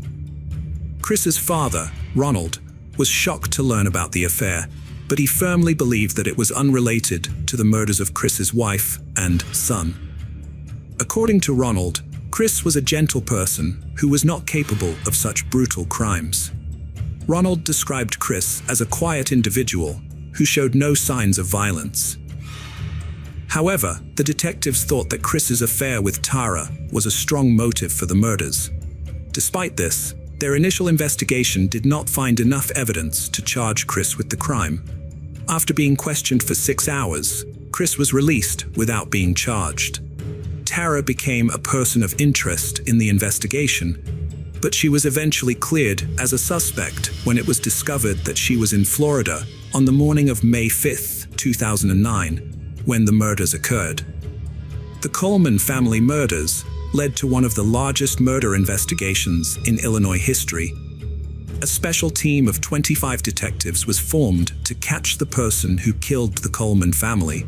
They worked extremely long hours, often 20 hours a day, for 15 days straight, calling in experts to help with the case. One of their main goals was to find out who sent the hateful emails to Chris Coleman. They carefully looked at every threatening email sent to Joyce Meyer Ministries over the past year, which led them to investigate leads all over the country. The team tracked down and talked to every person who sent threatening emails, but none of them seemed to be responsible for the murder. A team of computer experts was then brought in to help investigate the crime. The detectives hoped they could find some digital evidence related to the murder. The computer experts started by looking at the email account Diris. They found that the email address was created on November 14, 2008, just a few days before the first threatening email was sent. One surprising thing they discovered was that the death threats sent to Chris Coleman's family came from Chris's own computer IP address. The detectives thoroughly examined the spray-painted messages at the crime scene and compared them to Christopher Coleman's handwriting to gather evidence. They took photos of the messages and collected handwriting samples from Coleman, which were then sent to a specialist for analysis. The expert's comparison of the two samples revealed a match, indicating that Christopher Coleman had written the messages on his home's walls on the day of the murders. Further analysis identified the specific brand and color of spray paint used, Rust-Oleum Candy Apple Red. After learning that Chris Coleman had bought something from a hardware store just days before his family's murder, a detective contacted the store's manager. The manager confirmed the purchase and revealed that Chris had bought Rust-Oleum Candy Apple Red spray paint, the same type found at the crime scene. This discovery was crucial because it established a link between Chris and the murder. The timeline of the murder was also important. Chris initially claimed to have left his house around 5:45 a.m. on May 5, 2009, but the medical examiner determined that the murders occurred around 3 a.m., which meant Chris was at home when his family was killed. 2 weeks after the bodies were found, Chris Coleman was arrested and charged with 3 counts of first-degree murder. The prosecution argued that Chris's motivations were greed, selfishness, and narcissism, and that he wanted a fresh start, but his family was standing in the way. In April 2011, Chris Coleman stood trial for the murders of his wife, Sherry, and their 2 sons, Garrett and Gavin. The prosecution argued that Chris killed his family to be with another woman, Tara, as he would lose his well-paying job with Joyce Meyer Ministries if he divorced Sherry, since the organization does not condone divorce. Chris's defense attorney claimed that an intruder entered the Coleman's home on May 5, 2009, and committed the murders. However, 2 years later, on the anniversary of the murders, Chris was found guilty and sentenced to life in prison without parole, despite being eligible for a death sentence. The judge's decision was influenced by the recent repeal of the death penalty in Illinois, which would take effect a few months later. Sherry's loved ones wanted to keep her, Garrett, and Gavin's memory alive and decided to raise funds for victims of domestic violence, a cause close to their hearts.